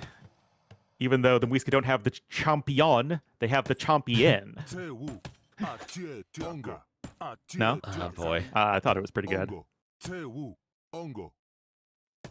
Feels bad, man. Yeah, I think that joke should just turn the Champy off. Yeah, it seems fair, but the Scout Cavalry denying the quick wall right there. Oh, wait, this Vil from Sitaux gets killed by the Tapirs. He was trying to go for the triple lore. Doesn't get them into the TC right away. He's going to try to get 2 more, but that Vil's injured too. Another Vil down for Sitaux. That's 3 Vils down for Sitaux, killed by the Tapirs. Oh, no. Disaster. Disaster for Sitaux. This looks a lot like my games too, Wes. Oh dear, and even one of the Tapirs is going back home. Feudal Age is in for Niaz. Chompy's still just running around, getting that Chompy Runner upgrade. But the eco has been disrupted now for both of the pockets for Team JorDan. They're down by around 8 villagers, and that is not where they want to start this game. And JorDan and Margugu still are Vil fighting. All those Vils going down. But it's like, JorDan is, in theory, the best player on his team, right? He is the captain. Do you really want JorDan playing the throwaway Civ and going for the full Vil fight? Like, doesn't it feel like a bit of a waste? I mean, he's done that all game. He's played the weakest Civ and, you know, done a lot of, like, the slinging stuff. It does, maybe. I know JorDan's also a very experienced Rage Forest player. He's playing the lobbies all the time. Yeah. But I do feel like there is maybe a point where the kind of like the Archer Cav situation on Arabia, the flank can be a bit more execution based than the pocket, where you're microing units more than focusing on the boom. And we see Niaz, he tried to do a blacksmith and hoped to be walled by the TC, but the men-at-arms get in anyway. The blacksmith is denied. He has to quick wall for the market, gets the quick wall up, but the men-at-arms destroy the palisade. And now the market and blacksmith from Niaz don't go up. Another men-at-arm will block for Sitaux, and that Vil will get back to the TC. Well, Sitaux is in. A little too greedy there with the men-at-arm. And the villager will be safe. And thank you, Kianan, for the 37 months. Really do appreciate it. Feudal Age now in here for Sitaux. Castle Age is already on the way here for Turs, who does have a stable in, so certainly recognizing that this is not a sit-back and boom game. You still have the flanks swinging away at each other with the villagers, and it's actually now JorDan who got the worst end of it, and is now down by a villager and a half. I don't know how this happened, but there was just a Margugu villager and a crocodile on Sitaux's berries that he had to fight off. You know, I've always found that sometimes the best course of action is to not ask questions. Yeah. And now, I mean, JorDan and Margugu are both not going to be in the game for a while. Yeah. Right? 25 to 27 Vils. I guess Margugu could do a dock and try to fish boom as a way to come back maybe a bit faster, but that's also a pretty big investment when you've spent so much Vil time fighting. JorDan also house. And you're another Civ that would rather be building pastures than fishing Panic ships. House. Yeah, that's true. You are the Catans. Men-at-arms from Sitaux is still being annoying for Sitaux. He'll have to wall. And maybe even send a Vil just to repair the market. As he doesn't want to let those men-at-arms in. Definitely not, as it is going pretty low in HP pretty quickly, as we do have Arsenin. But now we have more players getting up to Castle Age.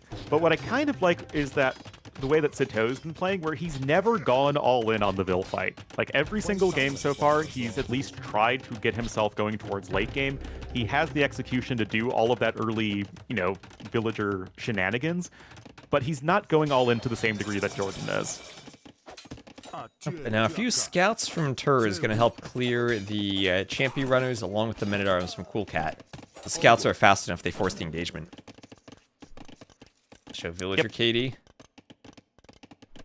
Yeah, 9 to 10 KD, both for JorDan and Margugu. So they both killed 9 Vills and had 1 Vill die to the Gaia player. But Margugu had less idle time, around a minute less of it, so that's a huge advantage for him. No Doc as of yet, just starting to pasteurize his economy. And it will be Cool Cat reaching Castle Age here in just a moment. And I'm pretty curious as to what the Bulgarians are doing, because Bulgarians and Slavs are pretty similar in that they both do infantry, cavalry, and siege well. So who's going to do what exactly?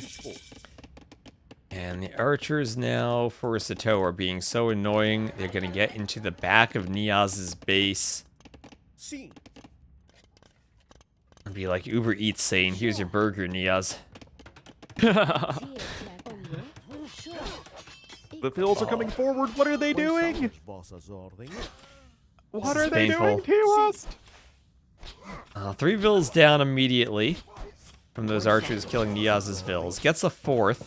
And now that tower with no Vills in it will be beset upon by the men-at-arms and torn down. On the other side, Margugu trying to wall himself in. This feels like it's getting out of hand really fast. It'll be nice from Sitaux as he's going for a forward workshop, but not all that forward? I guess he's maybe wary of Tur's light cav on the prowl. They certainly are just that, as you're having to do a really awkward wall here as Margugu. But it's at least gonna kind of keep him safe for now. Men-at-arms will fight the Vills. And 2 HP left. Man-at-arms sniped by the tower. That tower does stay up.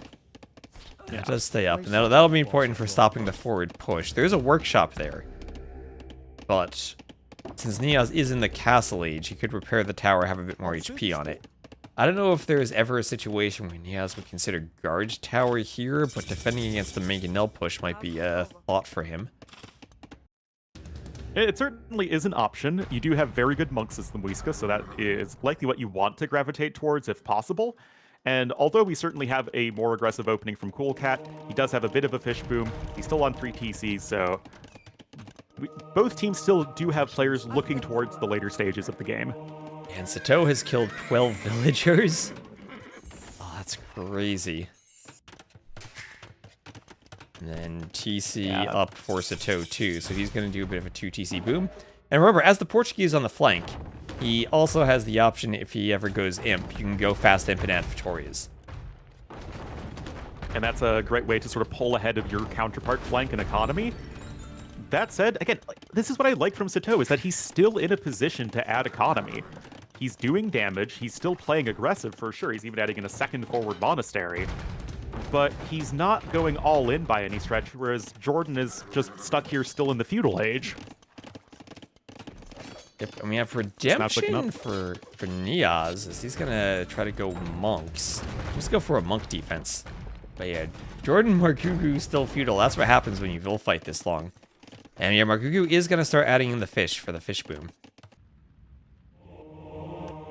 Which is certainly going to help out, and again, it's not like either of these civs are the most important in terms of adding things to the composition later on. Both Turs and Cool Cat were adding in cavalry to support their flanks, as actually all of that siege is now cleaned up, so Turs doing a great job there, using his speedy Slavic monks to pick up extra relics. And now it's like, what is Sitaux really got going for him? Only on 55 Vils. Oh, also the crossbow's coming over to Sitau's dock. And the fish boom is exposed now. Cool Cat there with some knights too. And Sitaux has to protect the fish. Again, can't garrison them.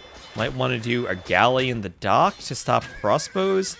He's going to try to go for another dock. We'll delay that for the moment as he's running the fishing ships away from the crossbowmen. And like I said to you, a lot of eco. Turs has 4 farms right now. It is all fishing ships from the Slav players, 17 of them. There he goes. 20 fishing ships, 18 fish traps, some good fish booms. We'll have a TC up for Sitaux as he's going 3 TCs for his boom. At the same time, the pocket, though, just doing a third TC, and that feels awkward when the flanking pocket are doing TCs at the same time. Cool Cat has had a nice fish boom, too, as the Bulgarians. He's got 14 fish traps out. And I'll have another TC up for JorDan on the stone. Yeah, both Turs and Cool Cat going for something of a hybrid build where you're adding in some economy and some military, which I think, given the context of both flanks being pretty messy, makes a lot of sense. As Turs still has a pretty decent army here. He's got monks with sanctity, he's got some cavalry with husbandry, mangonels are here to apply pressure, and it really doesn't feel like Team JorDan's out of the woods just yet. I mean, it's Black Forest, or you're never out of the woods. Not until you chop the whole thing down. I mean, if we have a Black Forest game that runs out of trees, we're gonna need a lot of burgers to get through a game that long. Yeah. Yeah, historically, Black Forest games run out of wood in around 4 hours, but hopefully we don't go that long. Hopefully we do. I'd love that. That's true.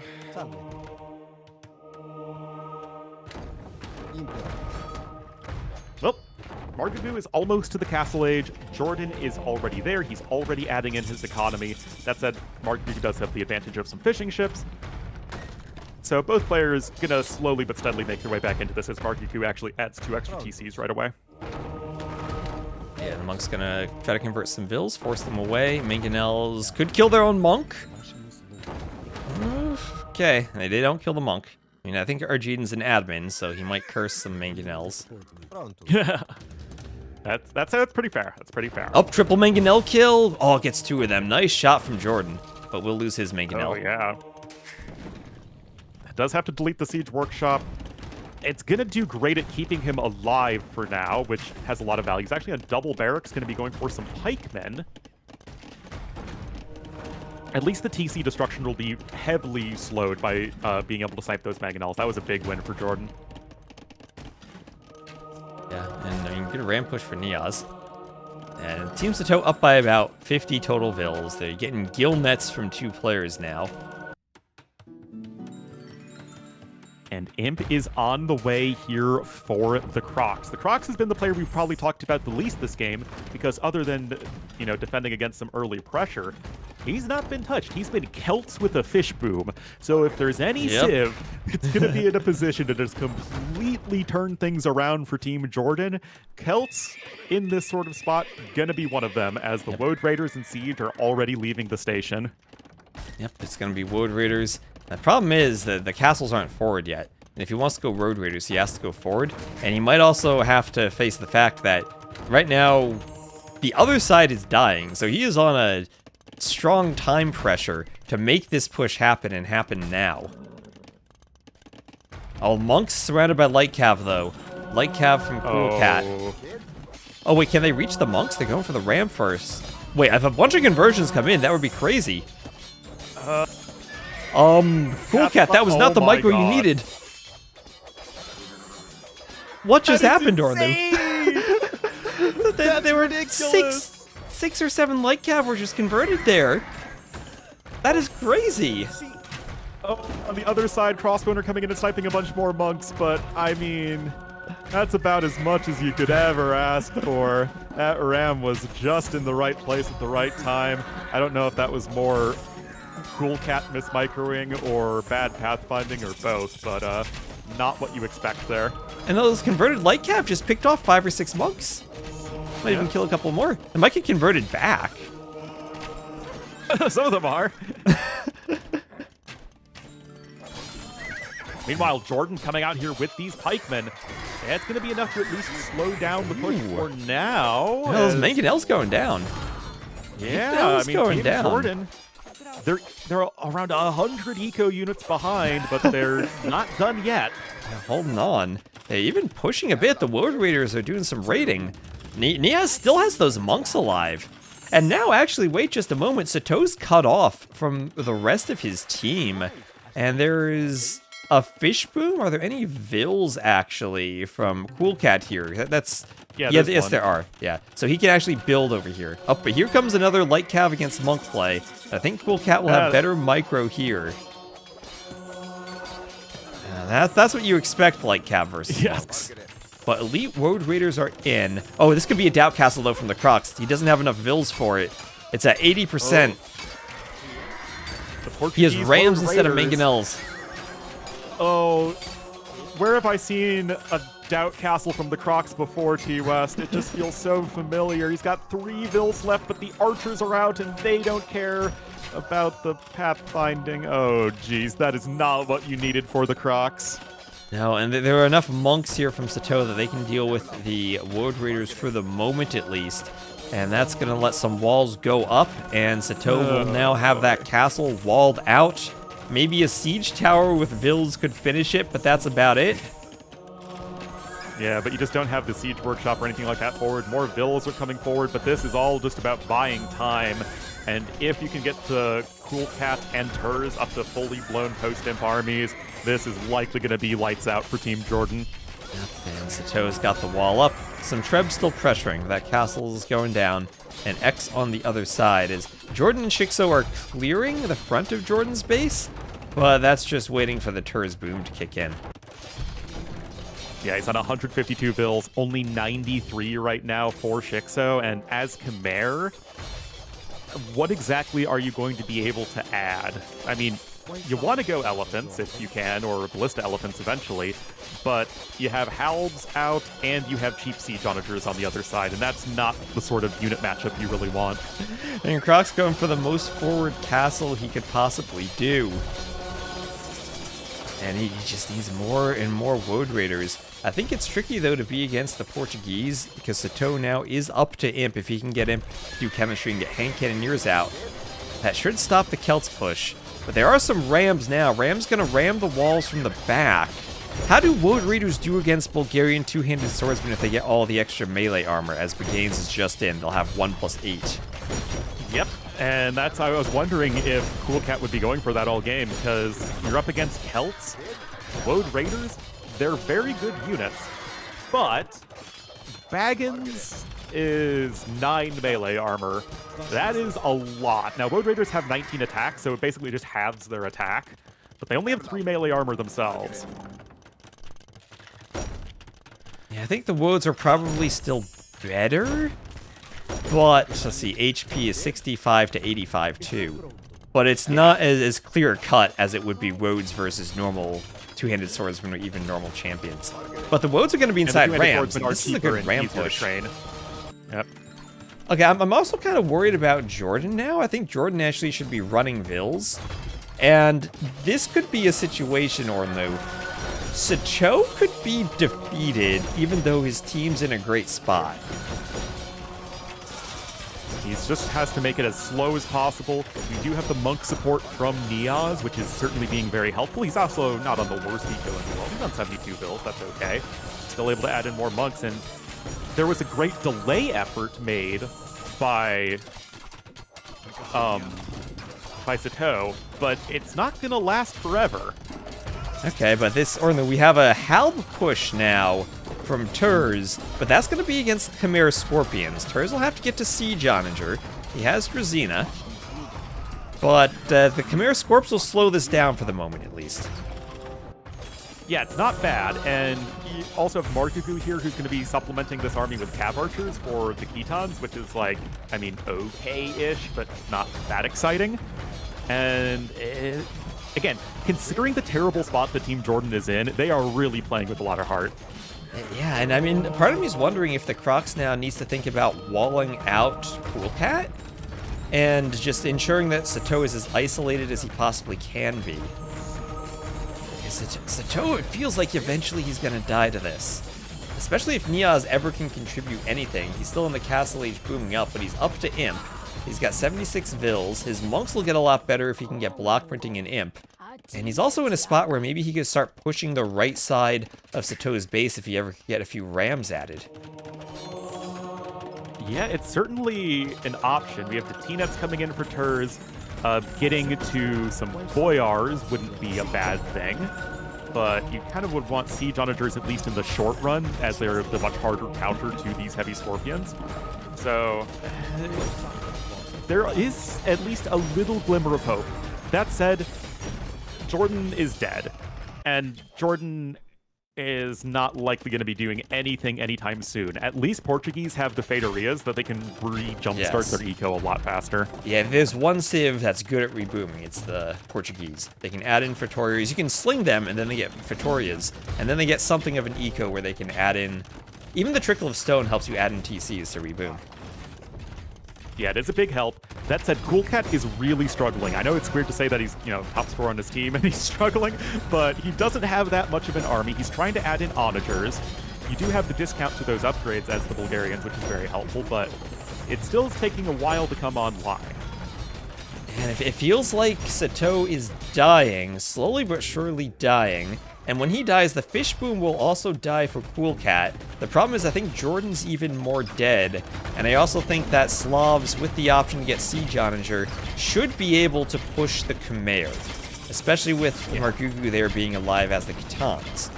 And Siege Onager now for Coolcat. I still think I prefer Celts to Bulgarians if Celts get for Celtica Siege Onager. But it's for sure. Still tricky to play because that's expensive still. And neither team really has a good trade line set up with both players losing a flank, or both teams losing a flank as they rotate around the map. Yeah, now the Super Scorpions are coming online for the Crocs. Remember, guys, they have the extra range from Khmer, and they have the reduced minimum range from the Romans, so... they're pretty crazy. And they fire faster because they're Celts, and they have extra HP because they're Celts. Yeah, I mean, that's just the regular Celt stuff also applies. And also, let's just say Khmer Scorpions are also still really good because they have the extra range, right? And the extra range is insane that it actually helps you out against the Siege Onagers. It is a huge difference maker, and of course, they all have the faster working Siege workshops from Celts too, so I mean, there is certainly a lot of synergy here with the Siege for Team JorDan, and those are the sorts of units you're gonna need if you're gonna try and make this comeback happen, as the villager counts are getting a lot closer.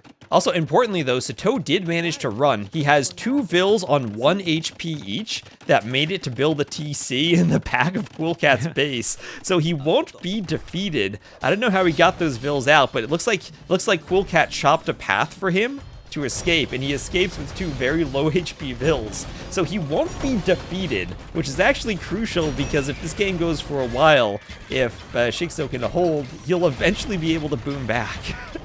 Yeah, and JorDan himself, also excellent job from him. He is in the corner of the opposite side of the map, and he is with a decent-ish number of villagers. The concern, though, is that it's going to be, on Federia's aside, on a low eco, there's so much more that Imperial Age Portuguese can add that is useful compared to Castle Age Romans. Yeah, the thing is, Romans can add Scorpions. But there's already a lot of Scorpions. Right now.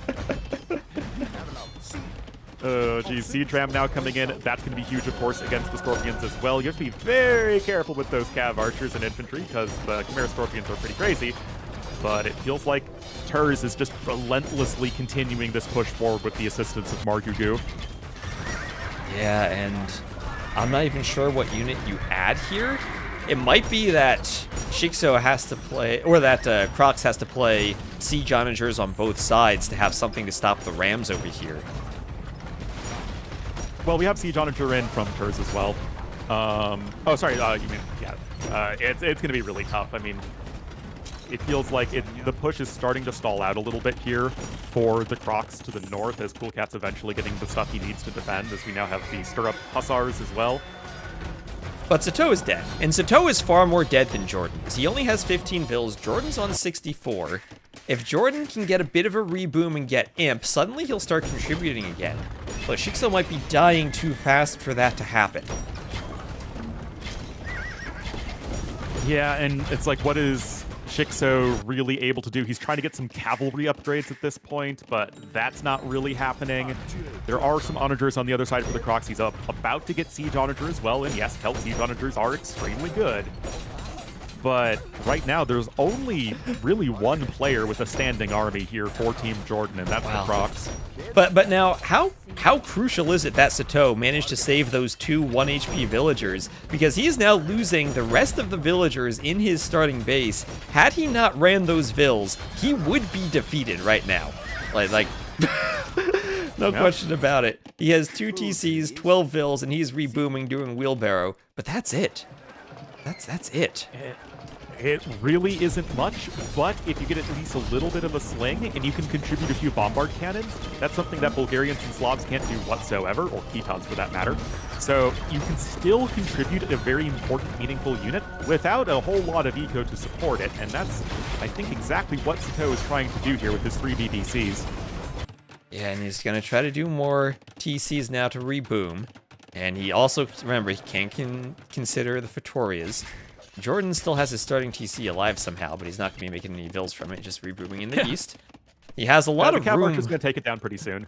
He has a lot of room forward, actually. But the Hussar swap now from Cool Cat, remember, they'll attack faster with Stirrups, will be nice because it just contributes a unit in this area against the Celts. And if the Crocs is trying to play both sides, suddenly the Hussar is you're spamming a food unit that'll be able to fight the Woad Raiders ever so slightly and deal with the Scorpions. Yeah, I mean, it was a nice job, though, from the Crocs to snipe the trebuchets of Cool Cat, so it's at least slowing down the destruction steadily. You're also having Niaz try and switch over into some Arbalests, and, I mean, the Muisca Arbs are okay, but it still doesn't really feel like a good enough unit here at this point. Actually, you're going to be adding in some Slingers. Yep, and I just don't know what Shikso is able to do here, but it does feel like they've stabilized a bit. Other than Shikso's on 97 Vils and he's on 1 TC, and he needs to reboom himself too, as Cool Cat is pushing in the north. And now Sitaux, he's up to 20 villagers, Orlu, 20 whole villagers. He has doubled his villager count from just a couple minutes ago, which was 5 times his vill count a few minutes before that. Oh, we have Faith coming in for Slavs. They used to not have that upgrade. Now they do. Oh, really? Yeah, that was a buff they got ages ago. Oh, I don't remember them never having that. Yep. Well, it does make your Onager line more resistant to conversion. Because Celts are a heresy civ, all things considered. And a Faith Civ, they have both.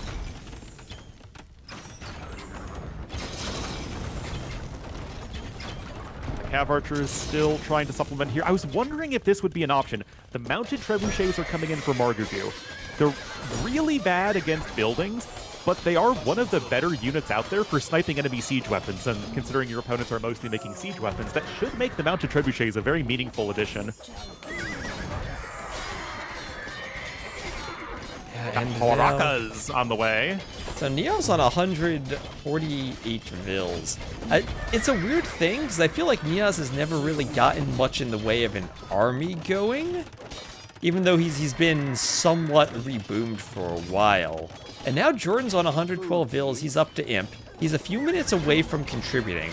What do you do if you're Jordan? Do you just go Halb Hussar, I think, is Romans? Well, you don't have Hussar, but Halb and Light Cav, yeah, probably. Light Cav? Yeah. And then you try to spam. Which side do you go? I think you have to try to fight in the north, because I don't think you have a unit that contributes in the south right now. In general, the army quality is a lot higher in the south than it is the north, so you need to go where your opponent's armies are not quite as good. Yeah, because you're not really going to fight champions. We're going to have a tough time surviving.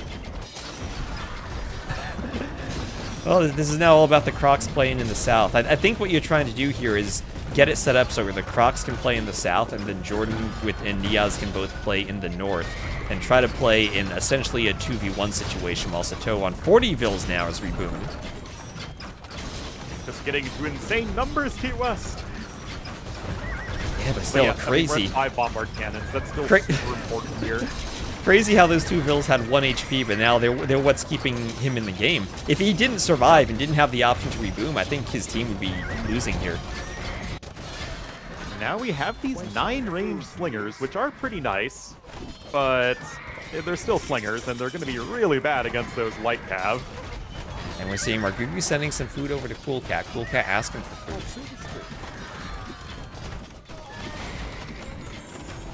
Turs is also closing in on Elite Boyars. Now, he doesn't have Bloodlines, so that's going to be a very important upgrade to pick up. But Elite Boyars is still going to be a pretty solid unit. They're not as good as Paladins against the Scorpions, but they're still a big, strong, heavy cav unit. Yeah, and JorDan now, he's got a lot of pikemen. JorDan has army now.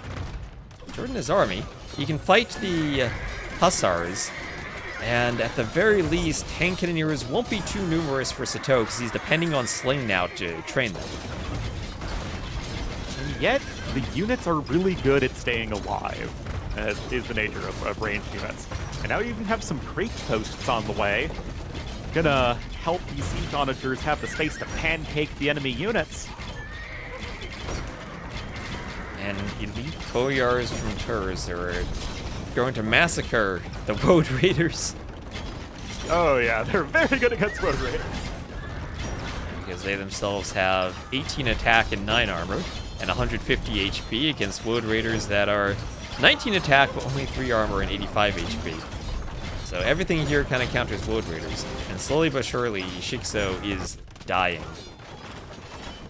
Yeah, this does look like the end for Team JorDan, who had a really good start to the set, but just could not win in the trenches, and it was really in the last couple of games just one of the flanks being too far behind to really contribute. And as you said earlier, those bombard cannon for Sitaux added in here and there from a sling. While he was rebooming, he didn't really need eco because he didn't need a lot of units. He just needed a few powerful units, and his team was able to sling him to them. And it's just the bombard cannons add so much value to this push. We have elite Guecho warrior on the way. That doesn't feel like it's going to do anything either, as, I mean, it's like, what can Niaz really make that's going to be stopping this? And we're going to have a castle here for Niaz. Niaz is doing masonry too. But now it feels like JorDan's team is restricted to 2 bases, whereas Sitaux's team has 6 of them. And there will be the GGs. And Sitaux's team, after losing the first game, will come back and win the set 2-1. And honestly, this was a crazy game where I honestly think if Sitaux didn't run those 2 1 HP vills, he's defeated, and then his team's playing 3v4, and then things actually get interesting if he doesn't have all this bombard cannon over here. Yeah, then it's so much more difficult for this north side to push. That said, this south side felt something inevitable, as again, JorDan just too far behind to really make a comeback happen. And it's just Romans require so much of a larger eco than do the Portuguese in that sort of situation. And on top of that, Sitaux also died a lot slower than JorDan did. Even if he died more completely, he was able to sort of maintain that presence for a lot longer. Yeah, that's a weird thing to say. He died slower, even though he was closer to being defeated. And at the end, Niaz going full monks. Yeah, he had 80 conversions. Yeah, that was pretty crazy. Yeah, but both flanks combined. I talked about that in that first game where Marguku had, I think, 17 kills. If you're not getting kills in military, your team eventually can't overcome that because it adds up to too much of an eco difference, where the other team doesn't need to replenish their forces as quickly. And Cool Cat, 400 kills. The Crocs, 529 kills. JorDan, 126 deaths in his attempt to die slowly. Oh man, that was crazy. I'm glad to see some Rage Forest where we have some exciting games like that. I always love seeing all the different tournament. All the different combinations we have of civs, and the drafting and figuring out where to use the civs is so important.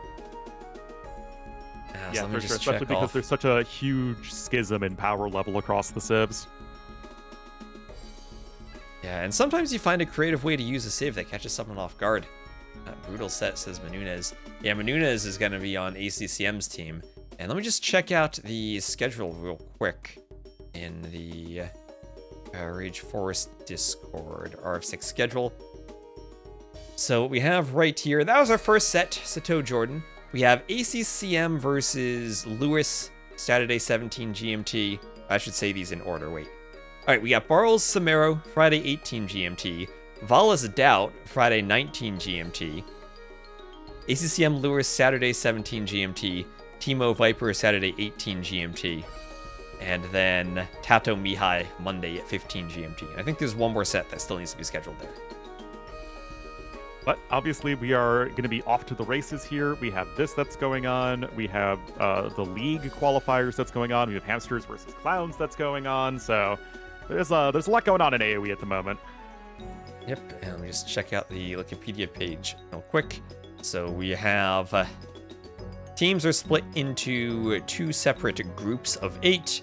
Top 4 teams from each group will qualify for the playoffs, and that's Sitaux getting off to a good start against JorDan with that 2-1 lead. Not a 3-0 sweep, but a 2-1 lead. Still a solid first entry. Yep. Of course, all the captains, after the teams were drafted, they rated each other's teams to determine the seeding. And Viper's team is, of course, team number 16 out of 16. He wasn't there for the draft, that's pretty funny. so he had to submit a preference list, and they drafted based on that preference list. And he basically got himself and everyone else as a pocket player. So I think there is some trepidation about what the other flank is going to do on his team. Well, they've got Frost9 and Kellar, so if they are set up to play deathmatch, they're going to have some of the best deathmatch players in the world right there. They are. But it is not a deathmatch tournament, however. But yeah, anyway, thanks for hopping on for the CodeCast, Orlando. Thanks for thanks keeping for the fort held down while my internet died. Or while my power Anything went for out. you, buddy. Well, it wasn't an internet problem, it was a power problem today. So thanks very much. And yeah, this is the only set today. We'll have more coming up. As I said, the next sets will be on Friday. Maybe one more set gets scheduled before that, but I'll keep a post up and in my Discord. So thanks, Orlando. I'll talk to you later. Yeah, talk to you later, man. Bye-bye.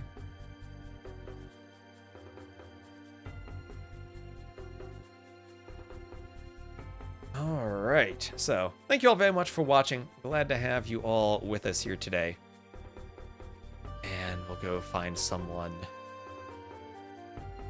we can raid.